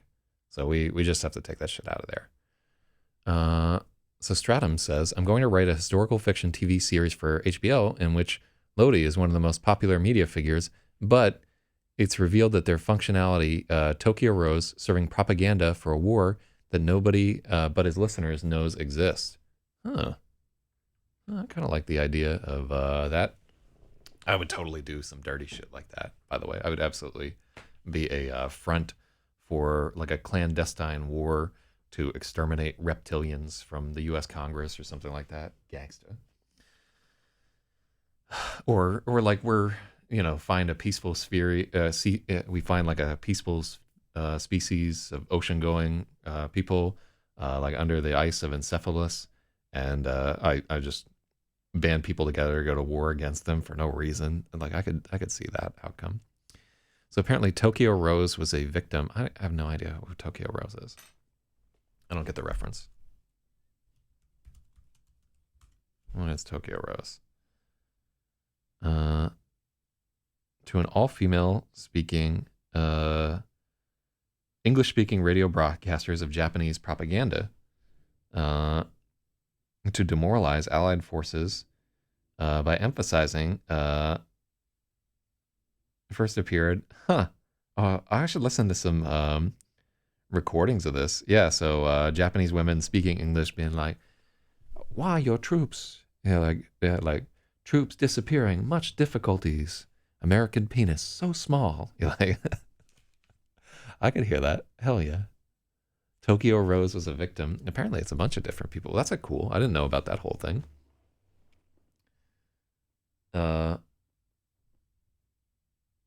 Lots of weird little edge case World War II facts here in Hawaii. Yeah, I'd never heard about that, and that's fascinating to me. I wonder if there are recordings of that shit. Hold on. Oh, let's not get into it. I want to get through these chapters. And we got 2 more hours here. I'm really trying to make up for lost time. I feel like our editing sessions the past 2 days were kind of like, and I'd like to get further. It's not you. I'm afraid. The thought seemed to originate from both of them at once. The distinction between them was blurring. Let's take that out. Because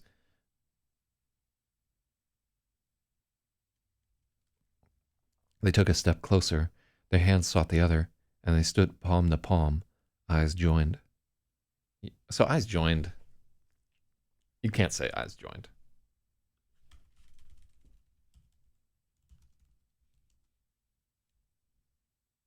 Oh, what's that?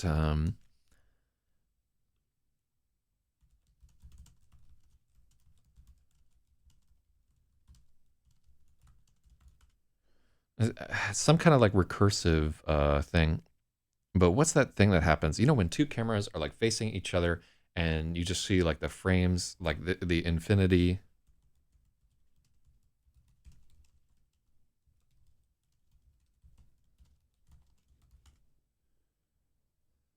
Video feedback.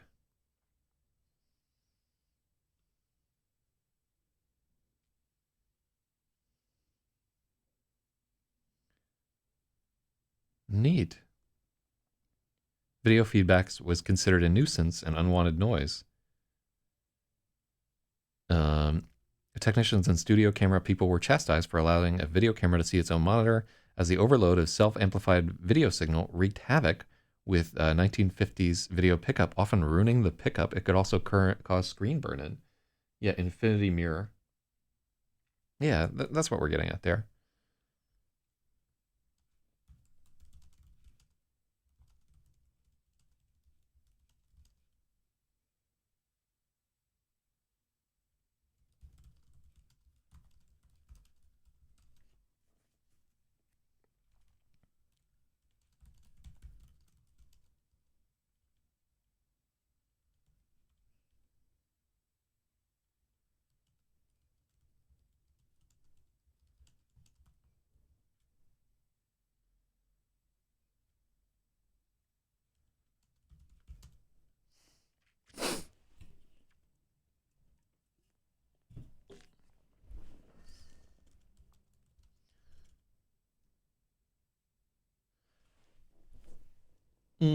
Okay, so let's think about this here. So get the infinity mirror because there's delay in sort of the feedback loop. So would two people seeing like how much delay is there? Drost effect. Wow.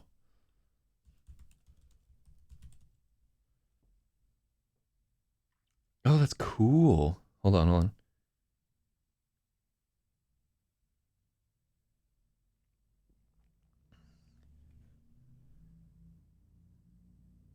The effect is named for a Dutch brand of cocoa, Mies in Abysme. Oh, I like this.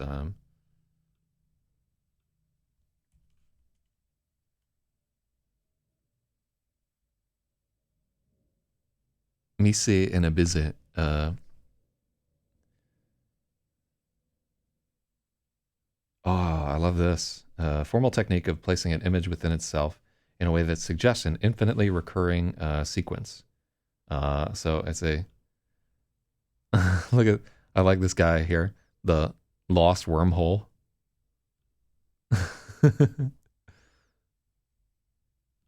Why do I have this like lost wormhole? And it's just like that's gangsta. I like this all. I like that.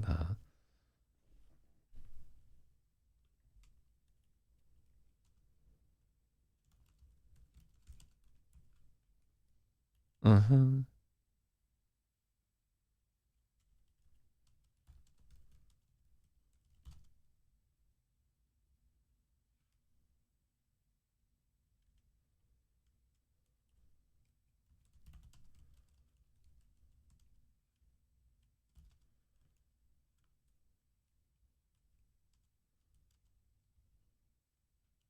So I like this Mise and Abimi.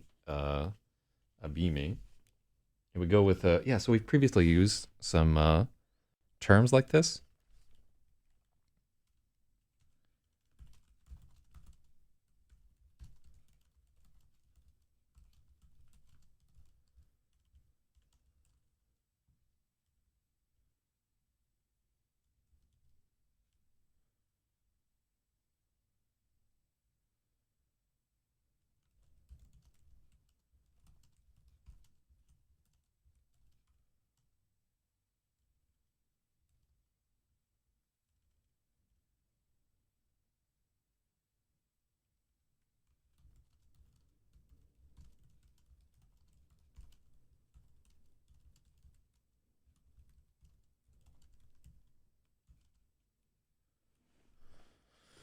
Okay, so let's note for our editor who might not know what this is.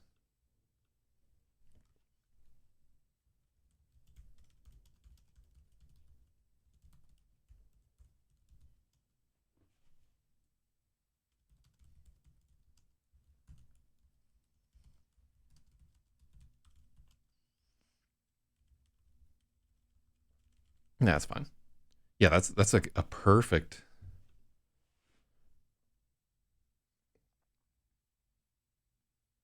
Uh, oh yeah, no, yeah, the on shouldn't be there. Um, when they took a step closer, their hands sought the other.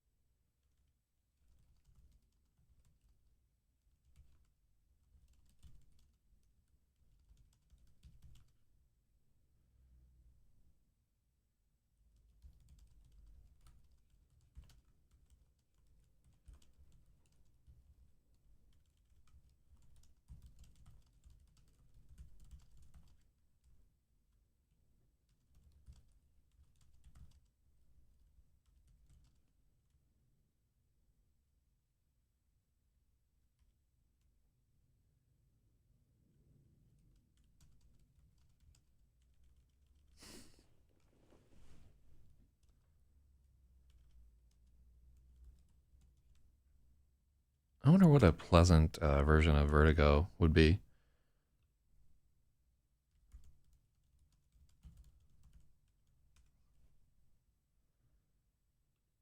What's the opposite of Vertigo?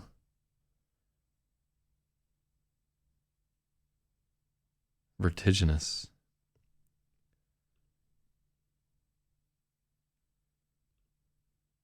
Yeah, I don't think that there is a working antonym for vertigo.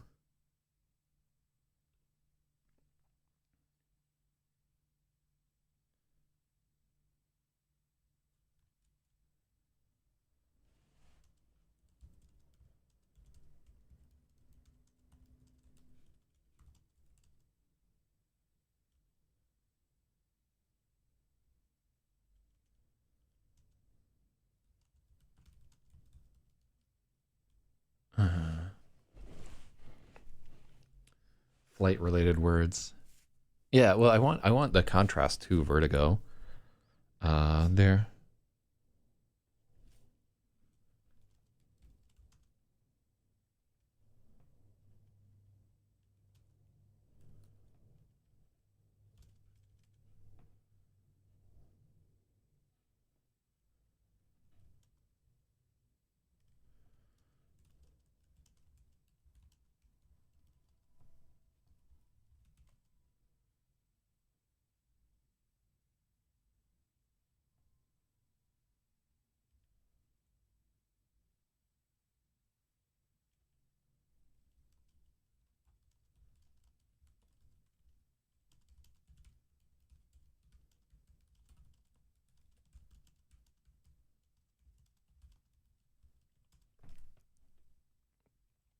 Mm. In Dan's eyes, Freya felt the world wheeling with Mise and a beam. I really need to find out how to pronounce that if we're going to use it in the book. Also, like, it's entirely possible that this context makes no sense whatsoever in French. Um, it might just be totally wrong. So we'd, oh, I think we deleted that too.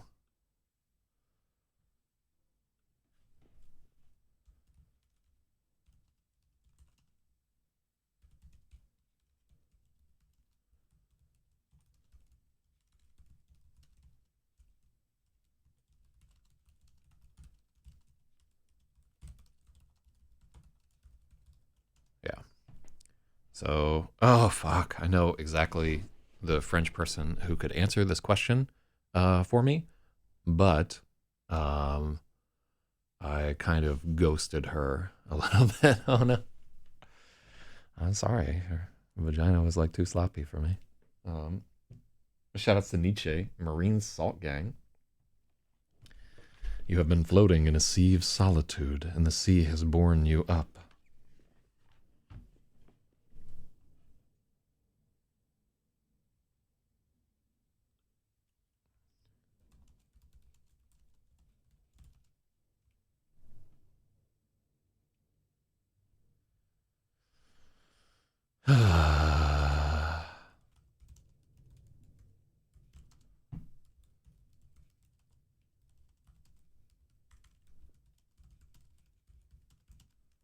Yeah, that's better.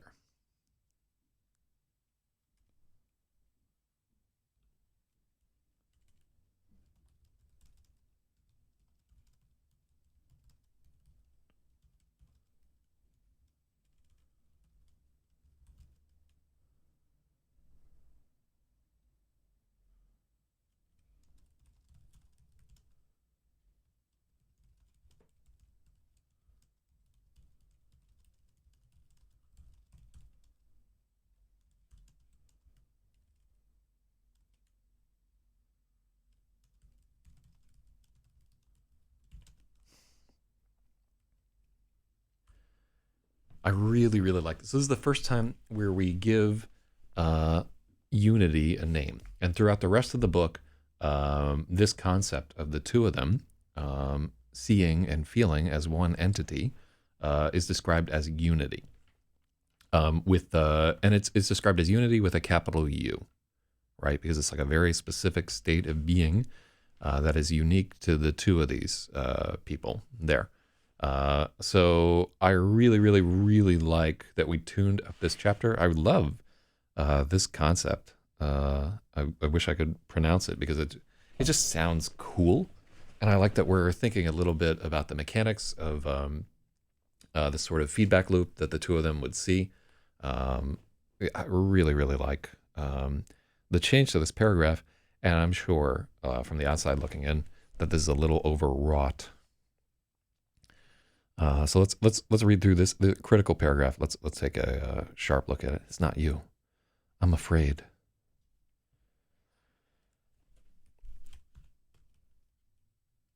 The thought, fucking italics. Stop. The thought seemed to originate from both of them at once. They took a step closer, and their hands met. They stood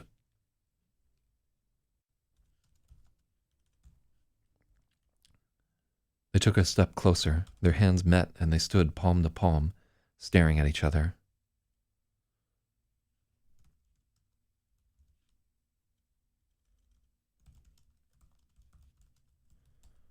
Staring into each other's eyes. That's really critical there. That shift is important because what we're thinking about is like that feedback loop between the two of them.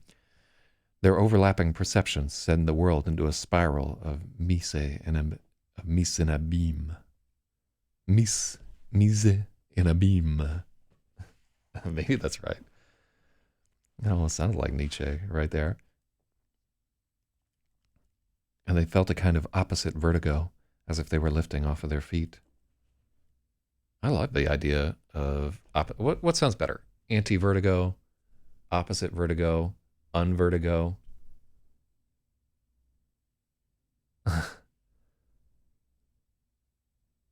Ogaturv. That's awful. I actually kind of like Ogaturv. Is it unity or more like creating an artificial space between them? It's definitely unity. Like that's an absolute concept. In Vertigo. Ooh. Ooh, I like In Vertigo. In Vertigo. Oh, that's so much better than Ogaturv.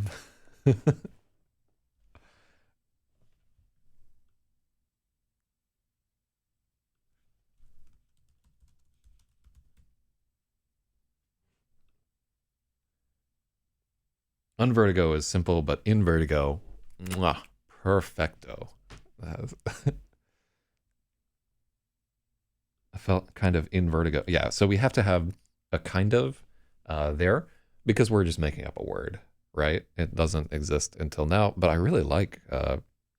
So yeah, if this comes out, if that ever is popularized, Spaethiwa is the originator of that word, not me.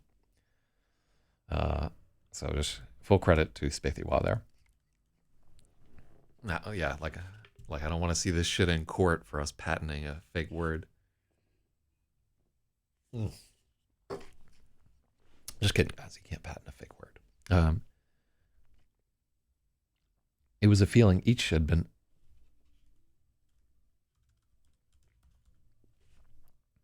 It was a feeling they had been searching for their whole lives without knowing. The perfect moment thrummed between them.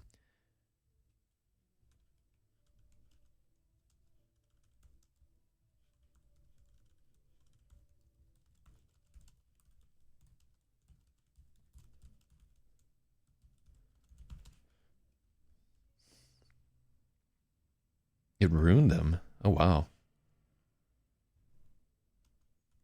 Yeah, let's take out this. The perfect moment thrummed between them. Freya and Dan stood on the dark running track beneath the stars, closer than any human beings had ever been before. The feeling was vast, too large for either of them to contain on their own. They struggled to arrive on a definition of what was happening. There were no words for this yet. Each mind was seeking a way to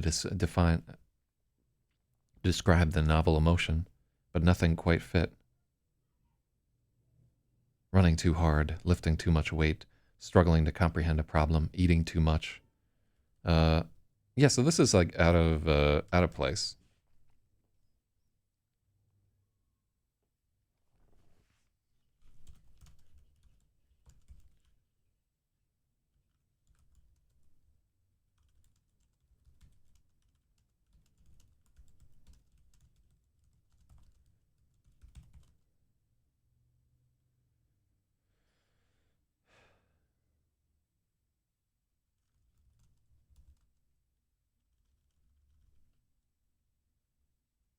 Uh-huh.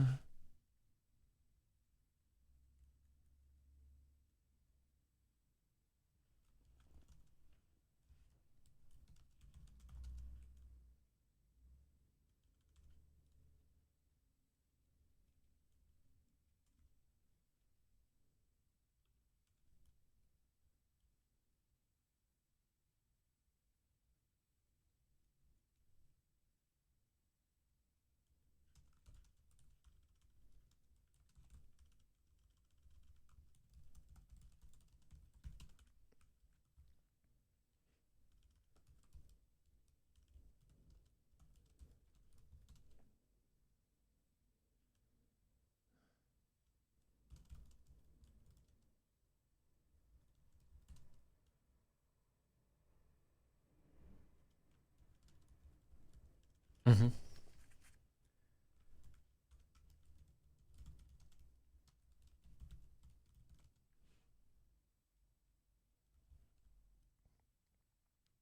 Yeah, yeah.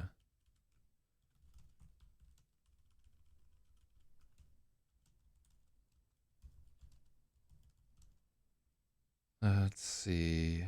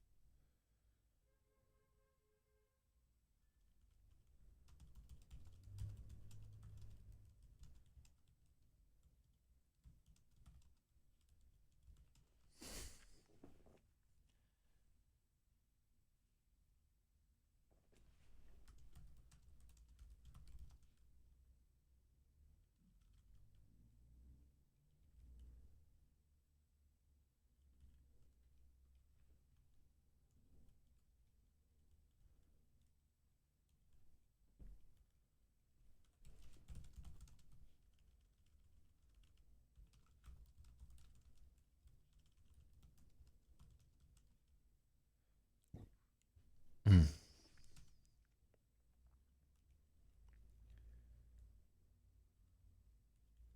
There were no words for this yet. Each mind was seeking a way to describe the novel emotion, but nothing quite fit.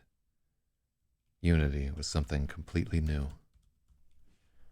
As they marveled at themselves, they could feel the effort.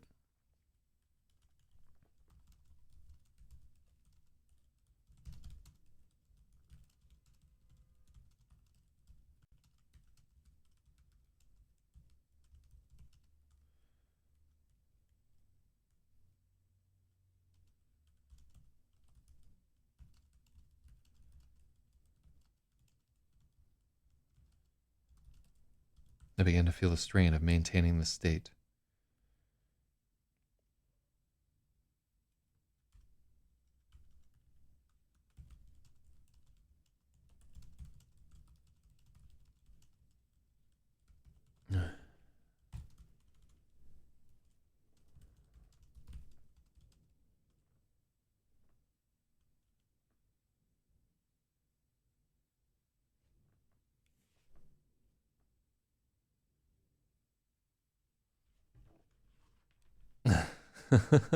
Wow, so much of something unappeased, unappeasable is within me. It longs to find expression. A craving for love is within me, which it speaks itself the language of love. Shout outs to syphilis ridden. Everybody was riddled with syphilis back in the day. There, but for the grace of antibiotics, go you or I. Uh, as they marveled at themselves, Freya and Dan began to feel the strain of maintaining this new state.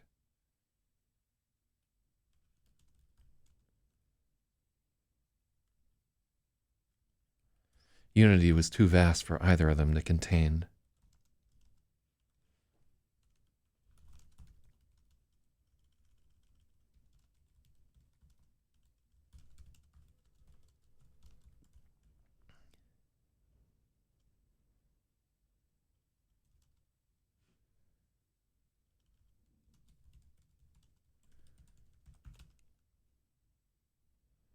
It demanded expansion.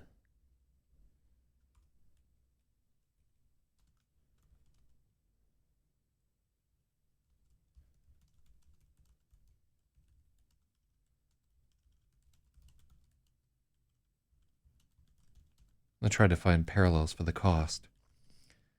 Running too hard.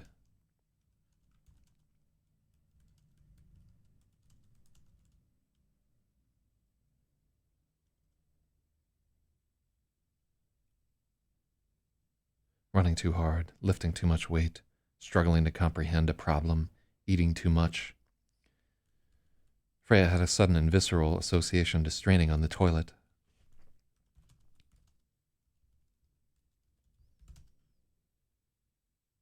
Mm.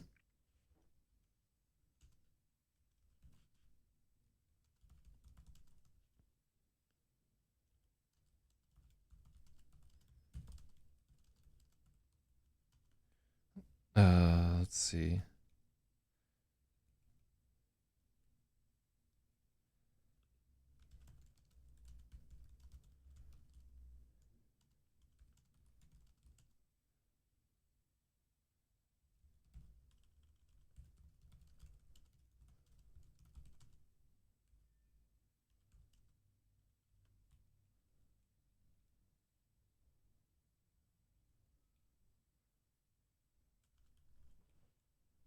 Let's see.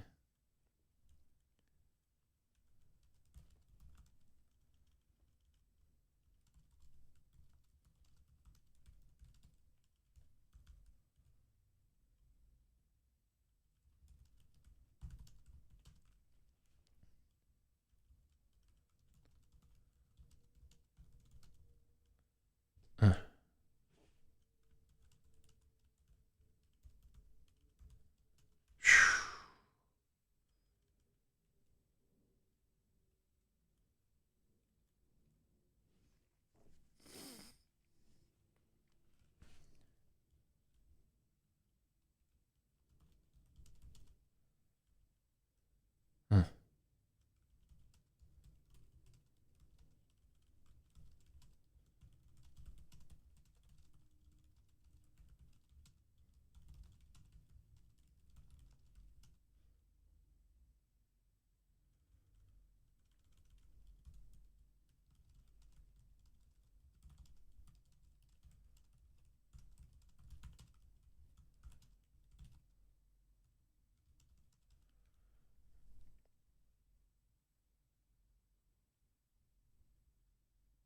Mm-hmm.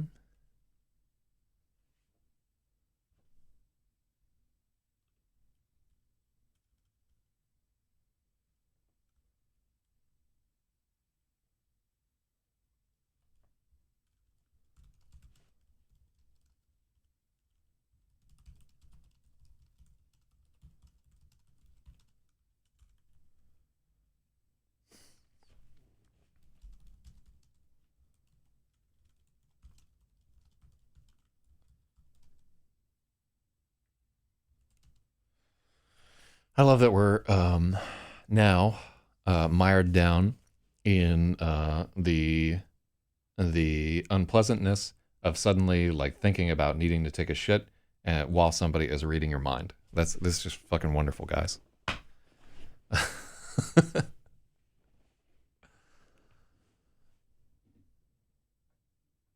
Wait, who is Purple Lightning here? Who is that fucking Rebirth or is this some other? It sounds like somebody like whacked on.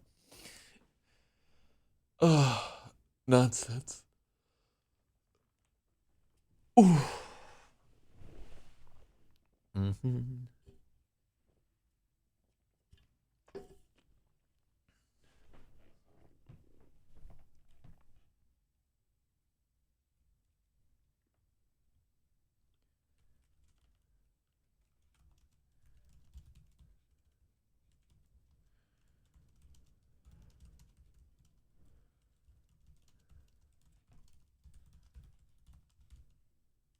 I think he's an autist or something. Okay.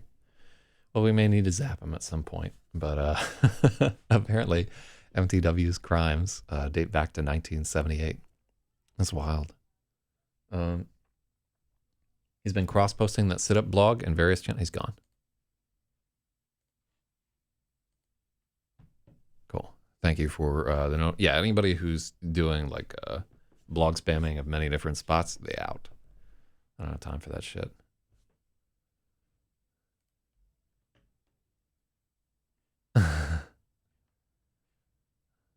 Oh, this IP address has used up all of our New York Times credits. What a fucking... That's awful. What will I do without the Times? All right.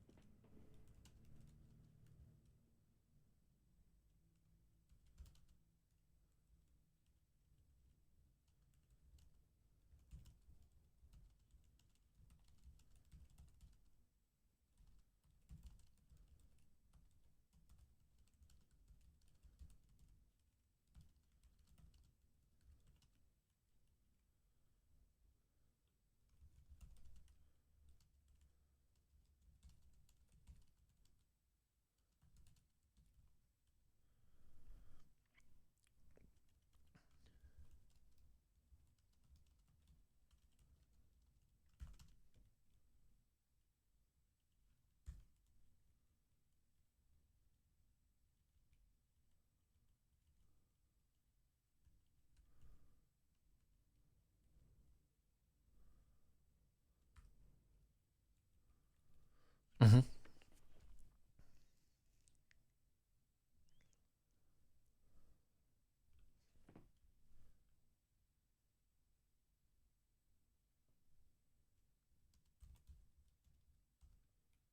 It's like we've overeaten, or like we're straining on the toilet. Oh, ooh. It's so fucking weird. I know it was important to me to have this concept in here, but it would just be so much easier to delete this and not go through it.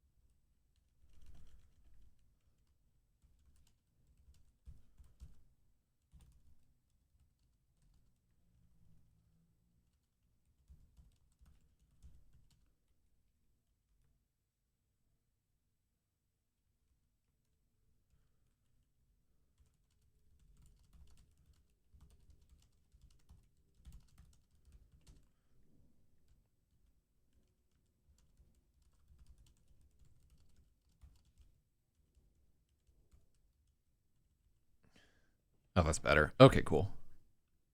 Because I do want to have, like, at some point, yeah, we have to, in the book, if we're going to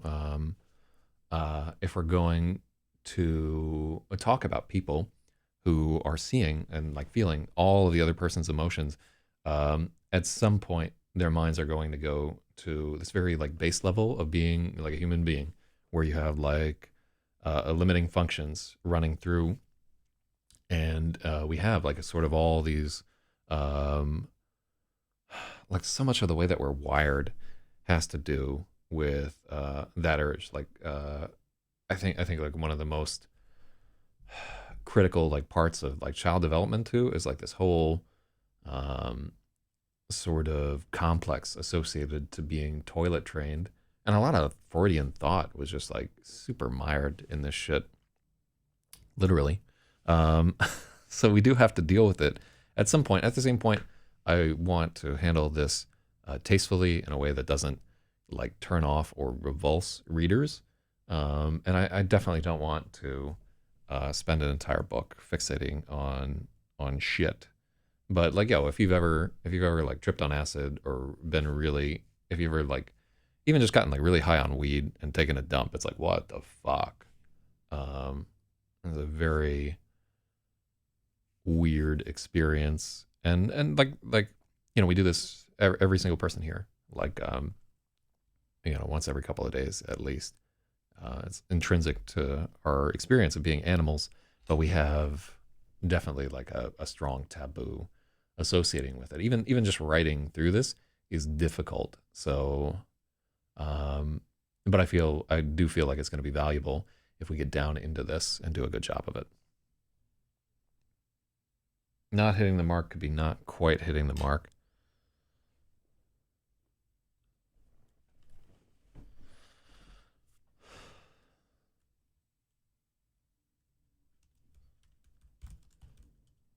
Feeling the same sense of falling short. Yeah, I like falling short a little bit better.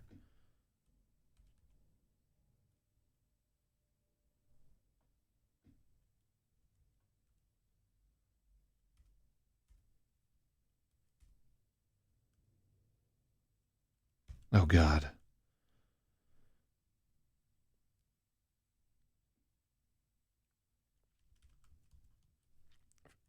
Freya couldn't believe her mind had gone there. Her embarrassment was sudden and staggering.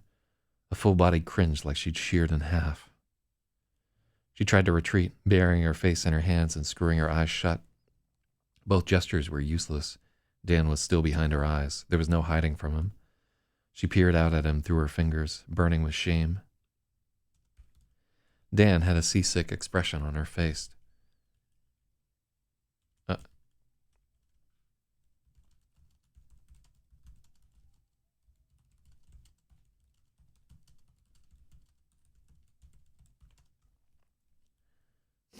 they were caught in an involuntary cycle of gross thoughts, and the harder they tried to push the images away, the stronger they became. Freya felt herself beginning to panic, and Dan reached out and gripped her hand, so insistent it bordered on painful. "Breathe," Dan exhorted her. The word was too clear in the frigid air. The word rang too clear in the frigid air. There was discontinuity between them. Her whirl of shame threatened to capsize the whole thing.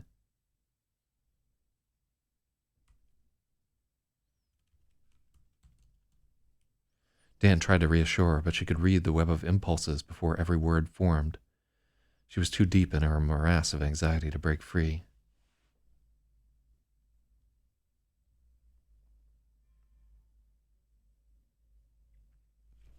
Like visiting a website that just spams you with endless pop-ups of goatsy and poop pics, self-owned. Oh my god, they're like last measuring each other through their minds. Okay, so this paragraph is too choppy. I think this is a big improvement in a very difficult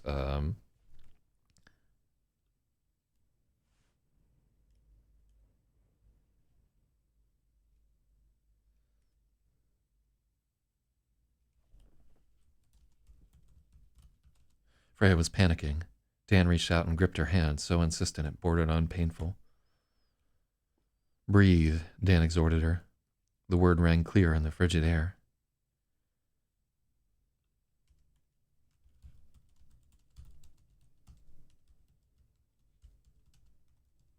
Freya was the discontinuity. Her whirl of shame threatened to capsize unity.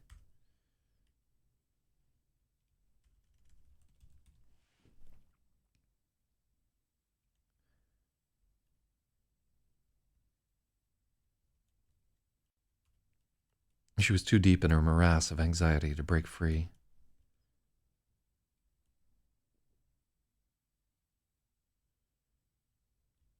Let's take that out. There was a twist of frustration pulling at his temples. He wanted so badly to explain, and he couldn't do it. Dan drew in a deep breath through his nose, and then she felt the sudden thrust of concentration. He was trying to project his thoughts. At first, it was like trying to force something in sideways. There was no give, and they each felt pangs heralding a bad headache. But then there was a flash of comprehension. He stopped sub-vocalizing, and his fumbling words became brilliant images. Too brilliant.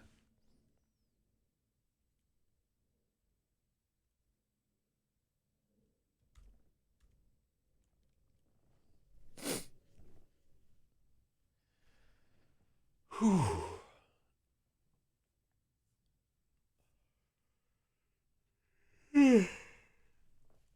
Ooh.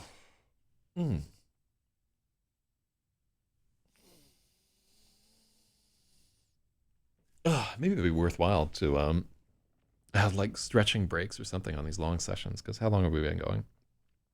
I think we've been going for about 2.5 hours here, because I think we started straight at whatever. I'd like to get through this chapter.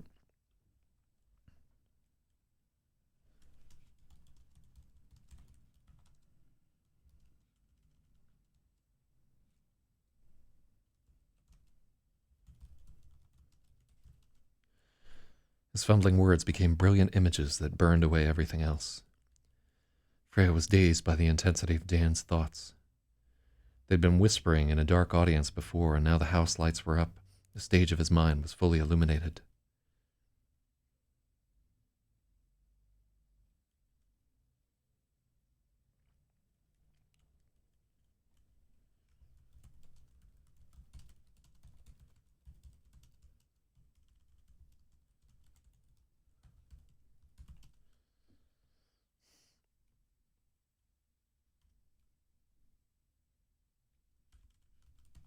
Freya clenched his hand, afraid of being overwhelmed. She could feel Dan sensing her panic and fighting to modulate his projection. It was as if he'd just learned to speak and he could only scream.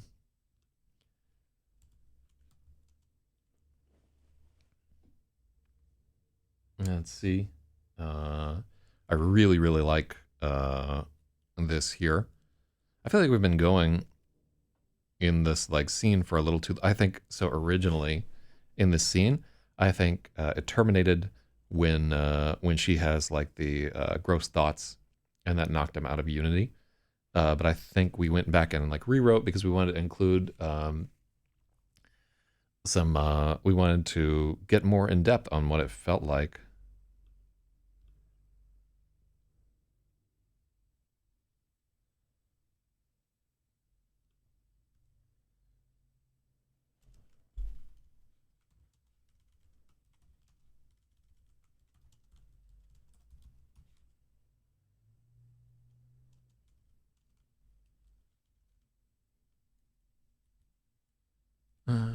Okay. Yeah, this would be like a really good spot to have some external thing happening in the night.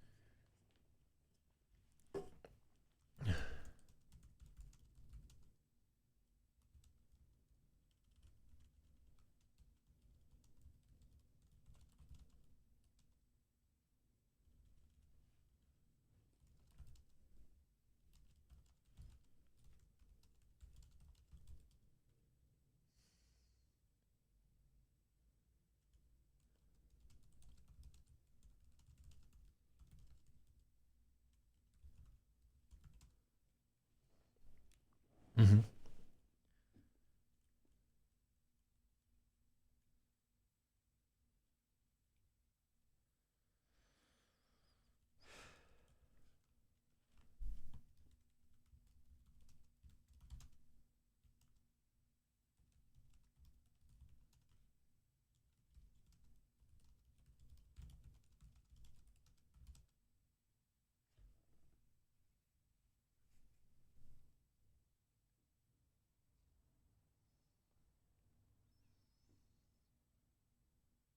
So let's take a look at what logic has here. One thing I always imagine in a hive mind where sensations are shared is like when something brushes you and you unexpectedly flinch. You imagine it's a bug or something, but it's just the other person's shirt blowing in the wind or similar.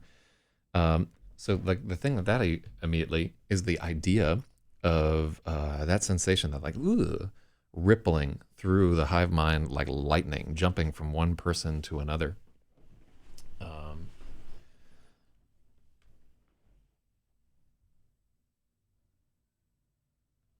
Ooh, yeah, it's like fucking wild there. Um, but it would almost make you numb from small brushes like that. I think we go into that later in the book there. The sort of the process of like settling in. Because think about all the like, and like, let me not go too deep down this path. All the little twinges that you feel throughout the day, like all the little nothing pains that like fade away or whatever, where you're like, ah, something bite me? Nah, it's just like a weird all the little tricks of your nerves firing off and so forth. It's really, really wild. Ah, my friends, the evening is it which thus interrogates in me. What do we have? The sun has been long set, he said at last. The meadow is damp, and from the forest comes coolness. An unknown presence is about me and gazes thoughtfully. In the Borg, everyone feels relieved when one guy poops. Huh, that's wild.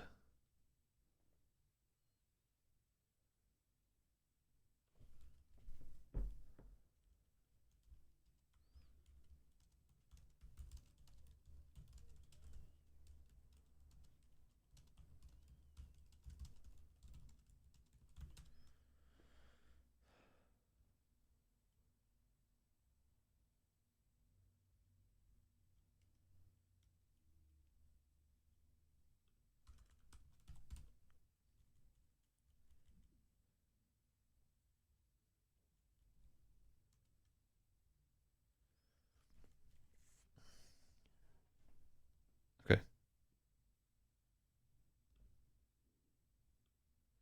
He was remembering the morning they'd been inside of each other, masturbating at their reflections, and the recollection was so vivid she felt in danger of being overwritten entirely.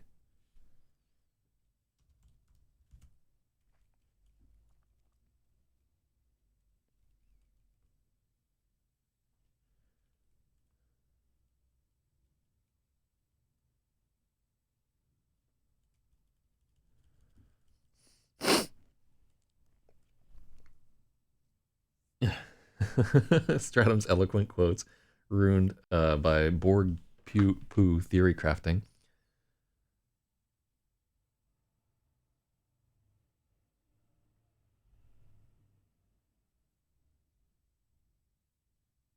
Well, so like a lot of these thoughts there. Well, keep in mind that you start off like when you're starting with like a self-organizing system, you'll have like these things where feedback ripples like that are capable of destroying the system. Like the one Borg in our example, straining on the toilet, and every single Borg shits themselves, right? And that's the beginning of the self-organizing system. But over time, sort of you'll have modifications to the system to where maybe there's a threshold for like certain things aren't communicated, or they just develop the ability to have sort of like some degree of singular thought. It's really interesting to think about. Uh, at some point, the Borg will develop aligned coordinated pooping for propulsion. Mankind unable to resolve prime hive mind problem of fecal incontinence. Wow, that's wild. Yeah, so I'm glad that we were able to get down into the muck here. So ridiculous. Uh,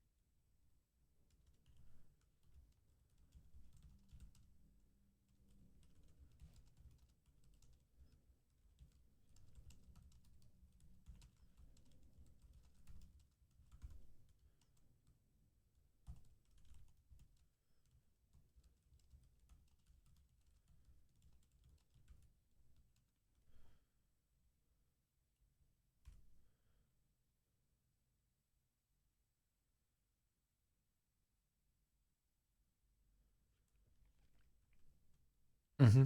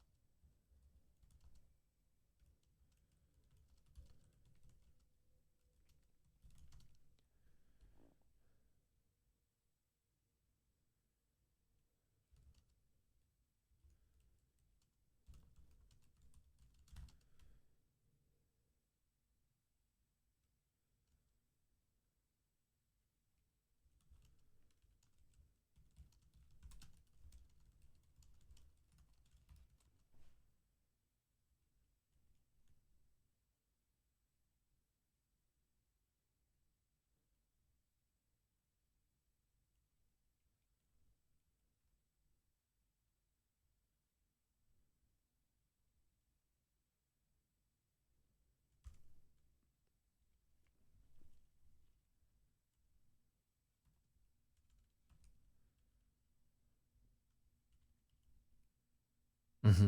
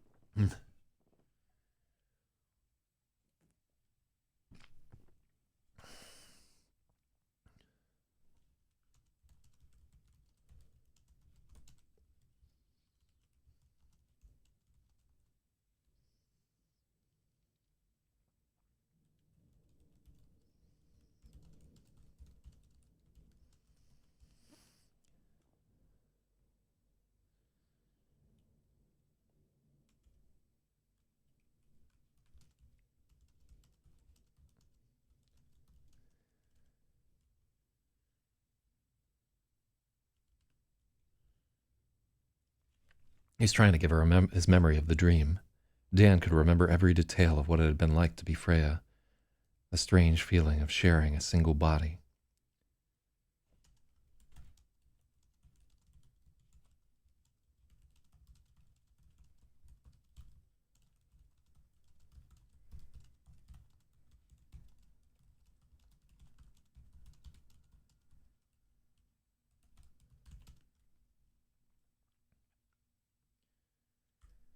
But the contrast between the way they thought was so stark. It was as if their conversations before had been Dan fumbling along in a foreign language, and now he'd swapped to his native tongue. The lines of his memories were razor sharp where hers tapered into shadow. His visualizations were intricately detailed where hers slipped into fog.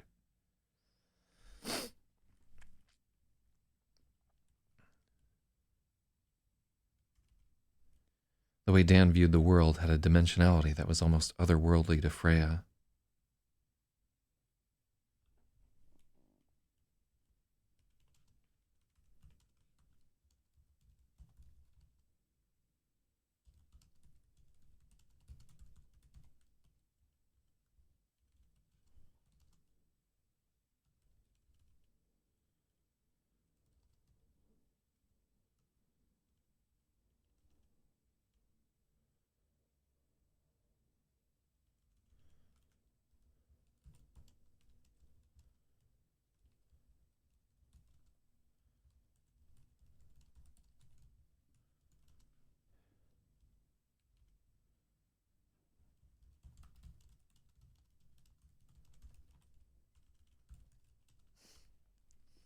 The lines of his memories were razor sharp where hers tapered into shadow. Surfaces were detailed, perspective was correct, everything was in its right place. The way Dan viewed the world. Yeah. Dan's memory had a dimensionality that was almost otherworldly to Freya. So this is just assuming. I'm assuming that there are people out there who can visualize things really strictly in their mind. Like because I have met people who can keep like an entire circuit diagram in their head, or who are just really good at visualizing three-dimensional spaces in a way that I'm okay at it, sort of, but I'm not like a fucking genius at it. And I know that there are people out there who have like a really powerful ability, almost like an eidetic memory for images that they've seen and so forth. And I want this character to be a little bit of an example of somebody who has a much more powerful ability to remember images and think about the three-dimensional forms and visualize them in his head, as compared to Freya, who is like much more of a kind of like flat, ghostly visualization and so forth. And part of this is meant to be like a commentary on the fact that, like, if you do visualization tests between men and women, men will often score much higher on like spatial imaging and things like that. It's it's definitely a spot where there are potentially some differences in between the way that men and women's brains work. that may not just be explainable by training and so forth. And when we're getting into these are two separate people, we definitely want to examine, um, what's different in the way that men and women think. And this is one spot where, well, there's definitely some data to back up the idea that we think about, or that our abilities in geometric representation may be different. And definitely when we get into the fields of color perception, Freya is going to have a lot to say there, where women are almost certainly better at perceiving color and almost certainly better at hearing sounds than men are. Their hearing is just significantly more acute, um, and also like when we get into the field of tactile representation and so forth, our goal definitely in this book is not to be like, oh, one type of perception is superior to the other, but to really examine those differences and how people might feel if they suddenly have the ability to see the world through this other set of eyes that has this new set of powers. That's what's really interesting to me. So bringing up his memory of textures, things. Let's see. I think in spaces, the word cloud versus list is not uncommon. You can tell by the way that someone takes, word clouds versus lists. You can see by the way that people take notes in the main. So Stratum says that bringing up his memory of textures is a good way to explain the detail of the memory without using superlatives. I think it's a good point to try and limit.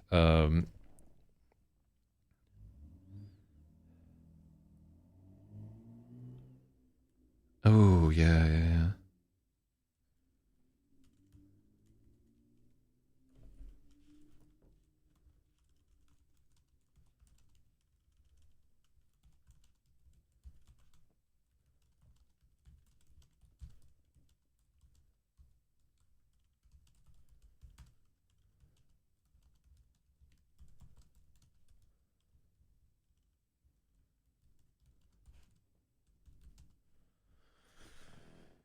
Whew.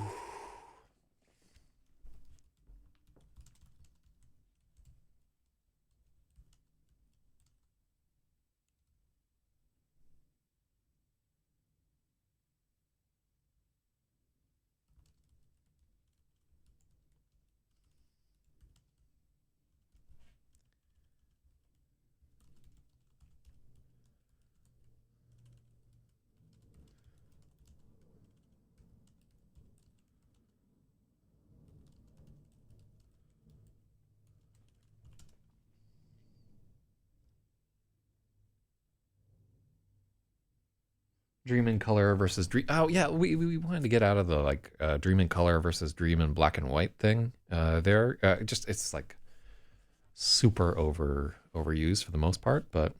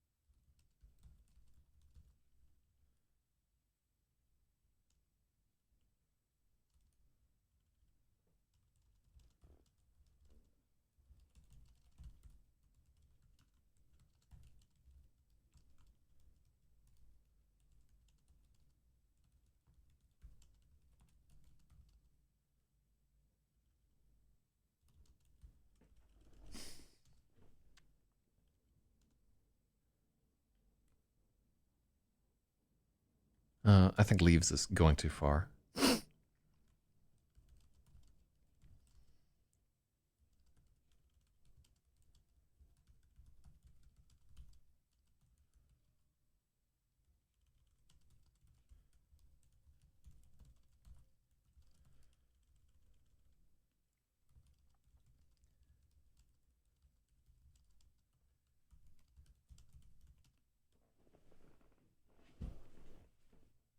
Uh-huh.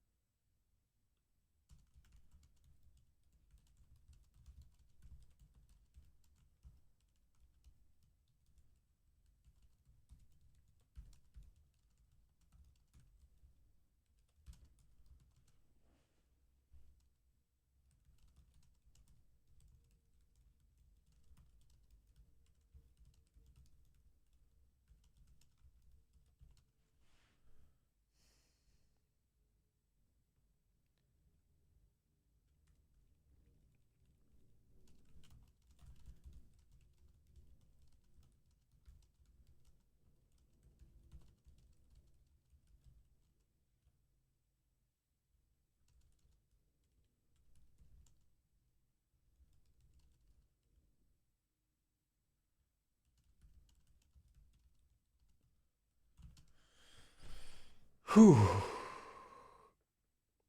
Yeah. Not a suggested line, but an idea of description. No, I'm with you there, and I think it's a really good note that specificity here is really called for, especially when we're trying to describe. Uh, Dan could remember the exact layout of her room as if he were reading a blueprint. Tiny details were there: leaves on Yggdrasil, individual slats on her closet door.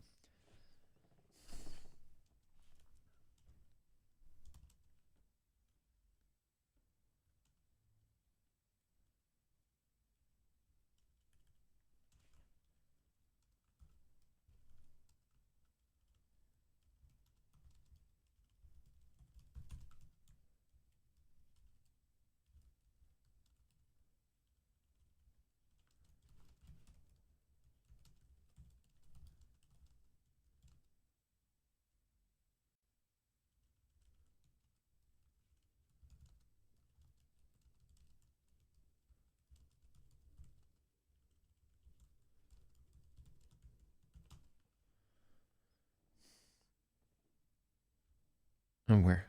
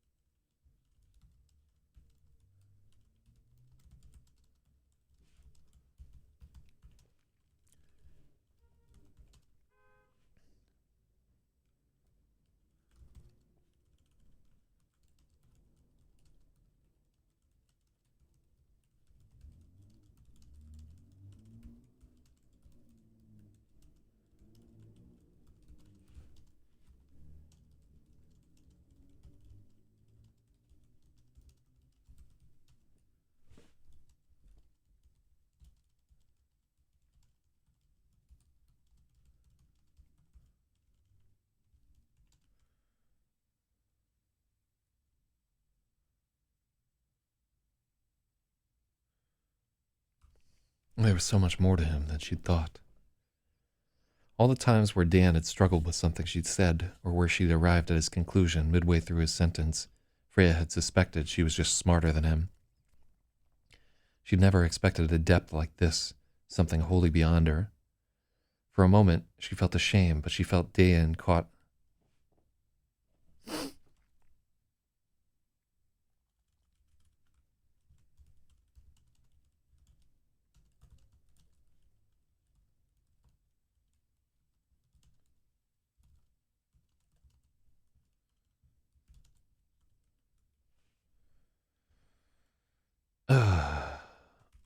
But then she felt Dan caught in the same axis between shame and awe. For all their intensity and precision, Dan's constructs stopped at the surface.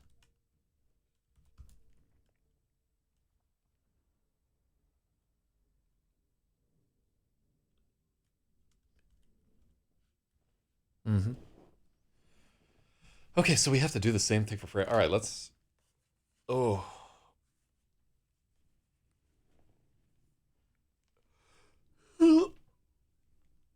Oh, fuck, I'm hitting like the same wall there. Yeah, my brain is trying too hard to. All right, let me get up and walk around for a minute.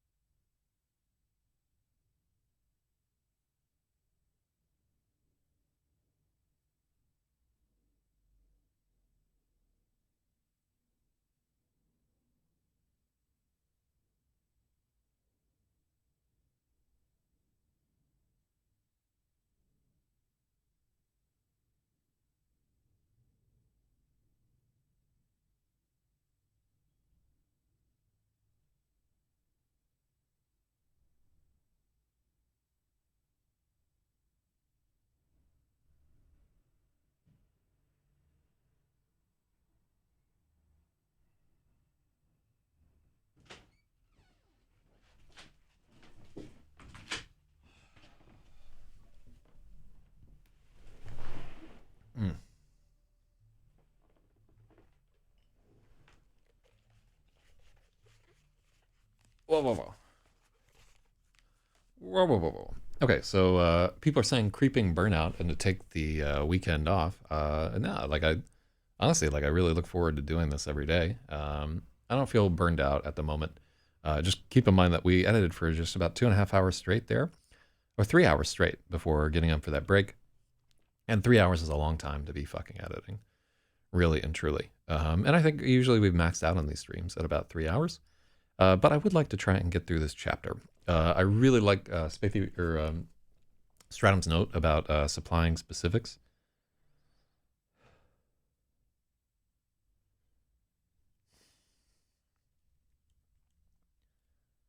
Mm-hmm.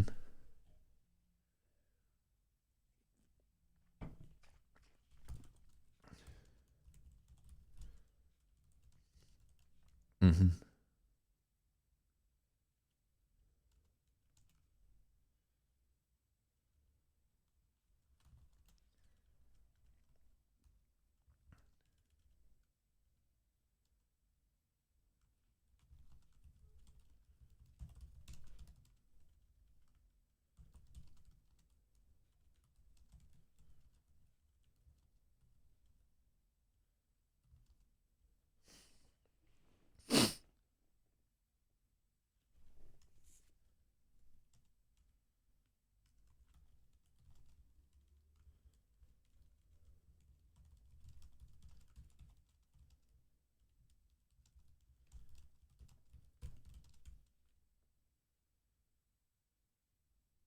Mm-hmm.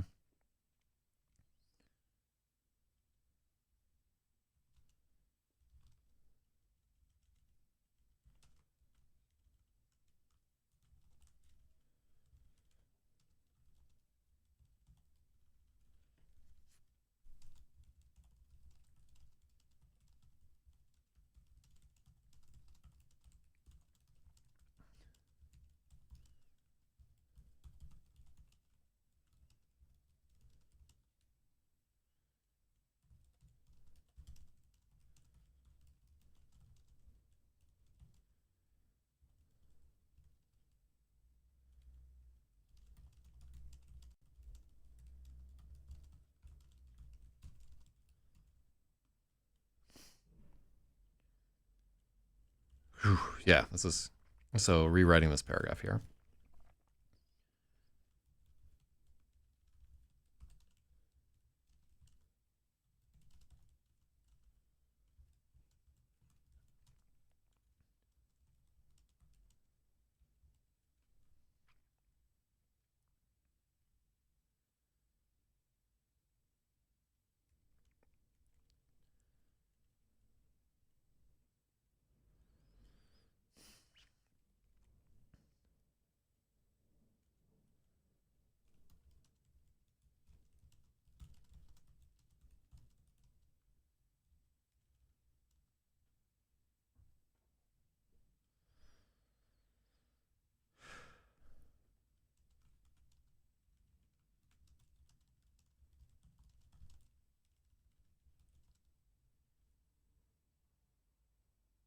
Let's think harder about where we're going with this guy.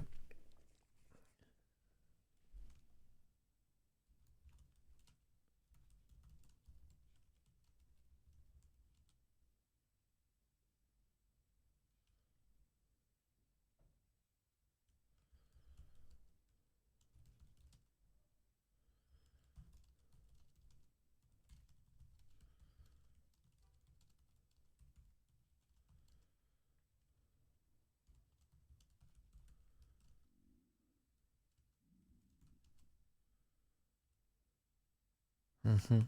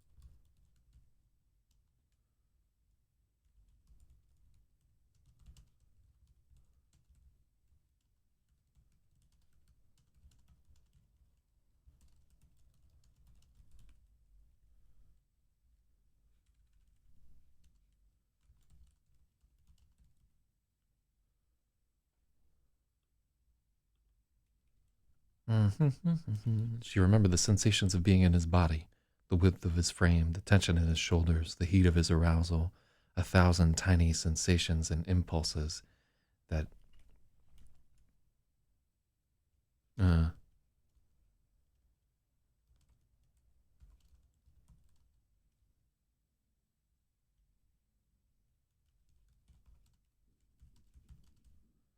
stranger to him was the way that all of her memories were interwoven.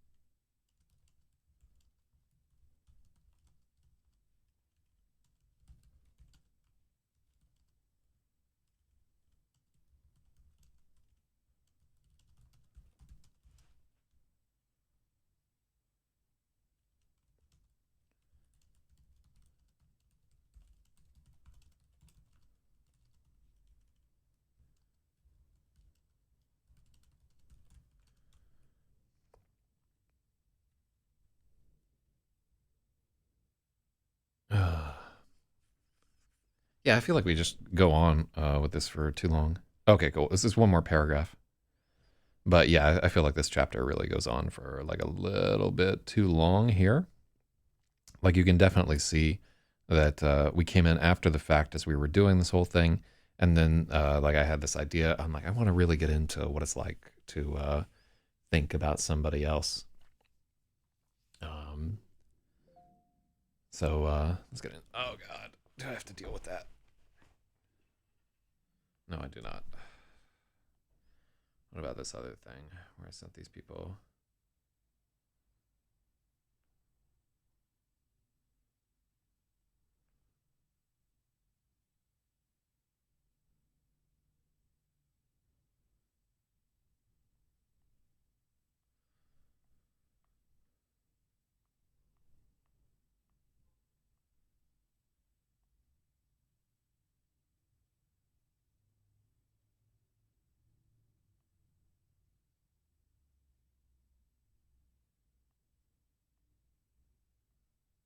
Fucking email threads are just impossible to read. And like there's like 100 fucking confidentiality notices under every single fucking thing. Why do people include those things?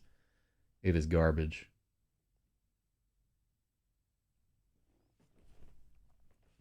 Okay, let's try to finish out this chapter. We're not too far.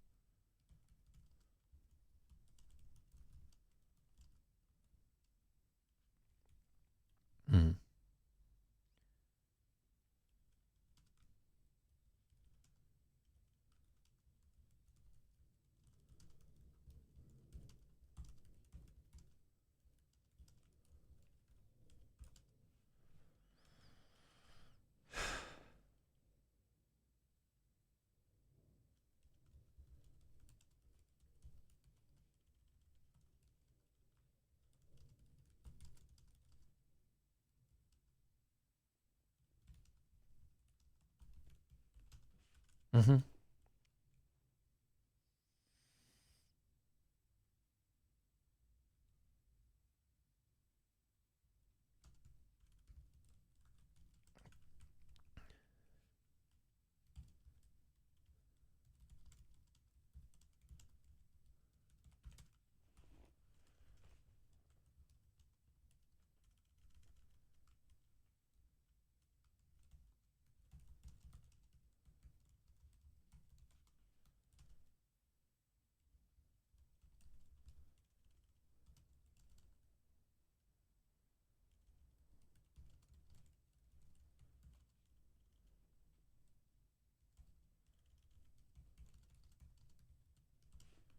Mm-hmm.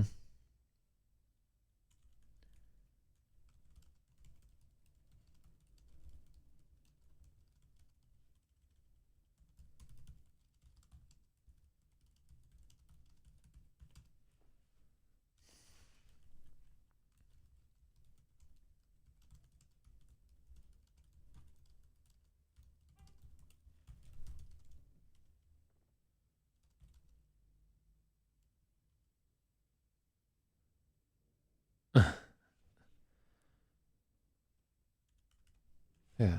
Let's see.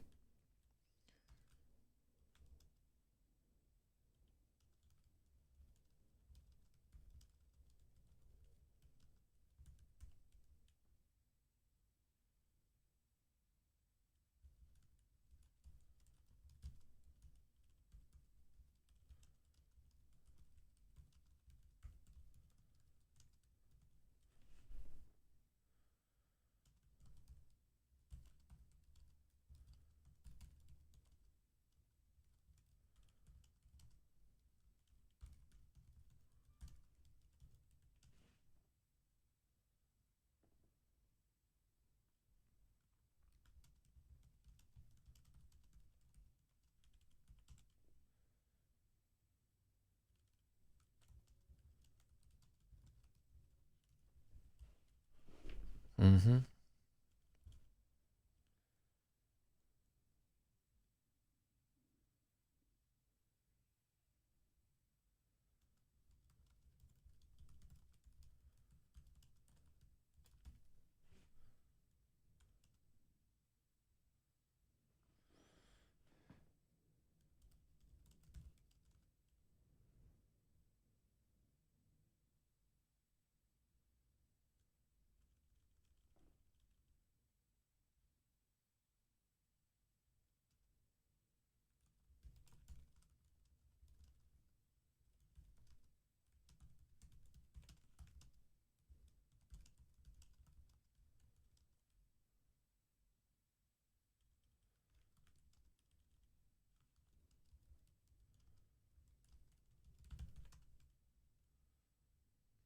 Freya's brain runs MediaWiki, and Dan's brain runs WordPress. Okay, cool.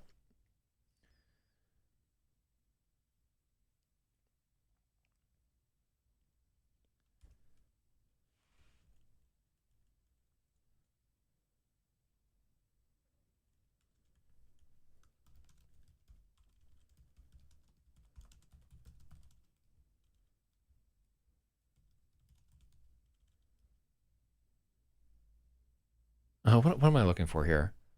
That's like an organizing principle.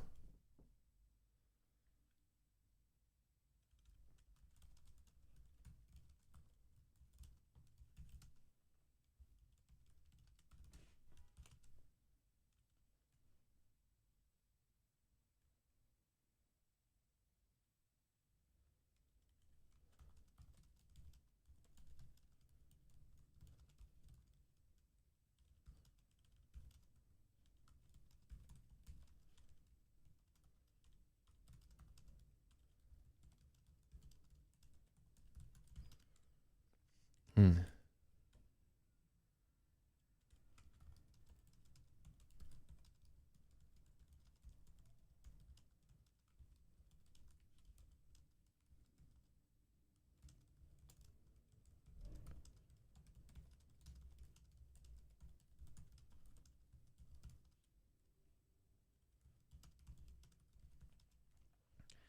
There was a basic organizing principle in Freya that Dan had never known he lacked. Now its absence cut into him. Dan summoned memories, trying to fathom the gulf between them, and they spilled into her being like ink. Wherever she was touched, Freya's own memories bloomed, responding to the disturbance.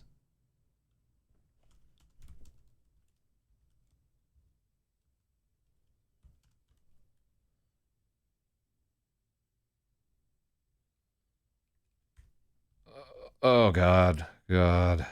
So many more paragraphs of this shit. Okay, now we're at the point where we definitely need to cut. A sense of order. Yeah, we would need to... How far? We're past the limit of our...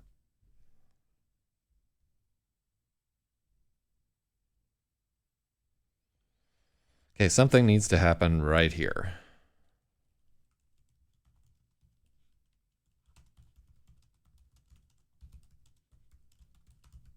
Okay, cool. We're also at... I'm out of mana, and believe it or not. I need food badly. So, really good progress on this chapter, which we knew was going to take a while to get through. I feel like these are equally pivotal to some other chapters that we spent like 3 or 4 days on. And also this chapter and the next one following it after it are there. So I want to... let's break this up here and let's just have them like discovered by somebody who's walking by.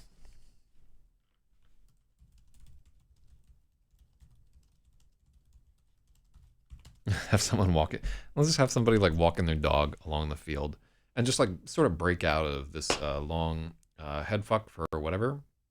Because holy shit, there are like 3 more pages of this. Blah, blah, blah, blah, blah, blah, blah, blah, blah, blah, blah. There are 2 more pages that we need to get into. I think there are some valuable insights in the next thing, but we need to consider either cutting them or breaking it up with something that drags the reader snap back to reality. Whoop, there goes gravity. Whoop. You know what I mean? All right, so this is going to be, let's chill here. Really, really good suggestions from the 3 of you. Jump scare, Dan pulls a knife and carves a deep red notch from the neck to the waist of the neighbor who found them. He's like, oh, you didn't know I was a vampire all along? He just starts like gorging himself on their brains or whatever the fuck. All right. Maybe a drug user or shady looking motherfucker. There aren't too many shady looking motherfuckers in Maine. Ooh, let's think a little bit on things that we could do here. Like how far back do we want to get with this whole thing? Jesus. Okay. All right. Well, I'm gonna chill here. Yeah, good chatting with y'all. Thanks for coming through. Some really good suggestions and stuff, and I really do think that, yeah, necessary to break this up here with something just happening in the scene. You know, it's all good to be like, oh, your mind is so beautiful and everything, but I personally think this chapter got gratuitous about a page or 2 ago, and we need something to move the plot forward. So, yeah, let's chill out here, and as always, penis bump.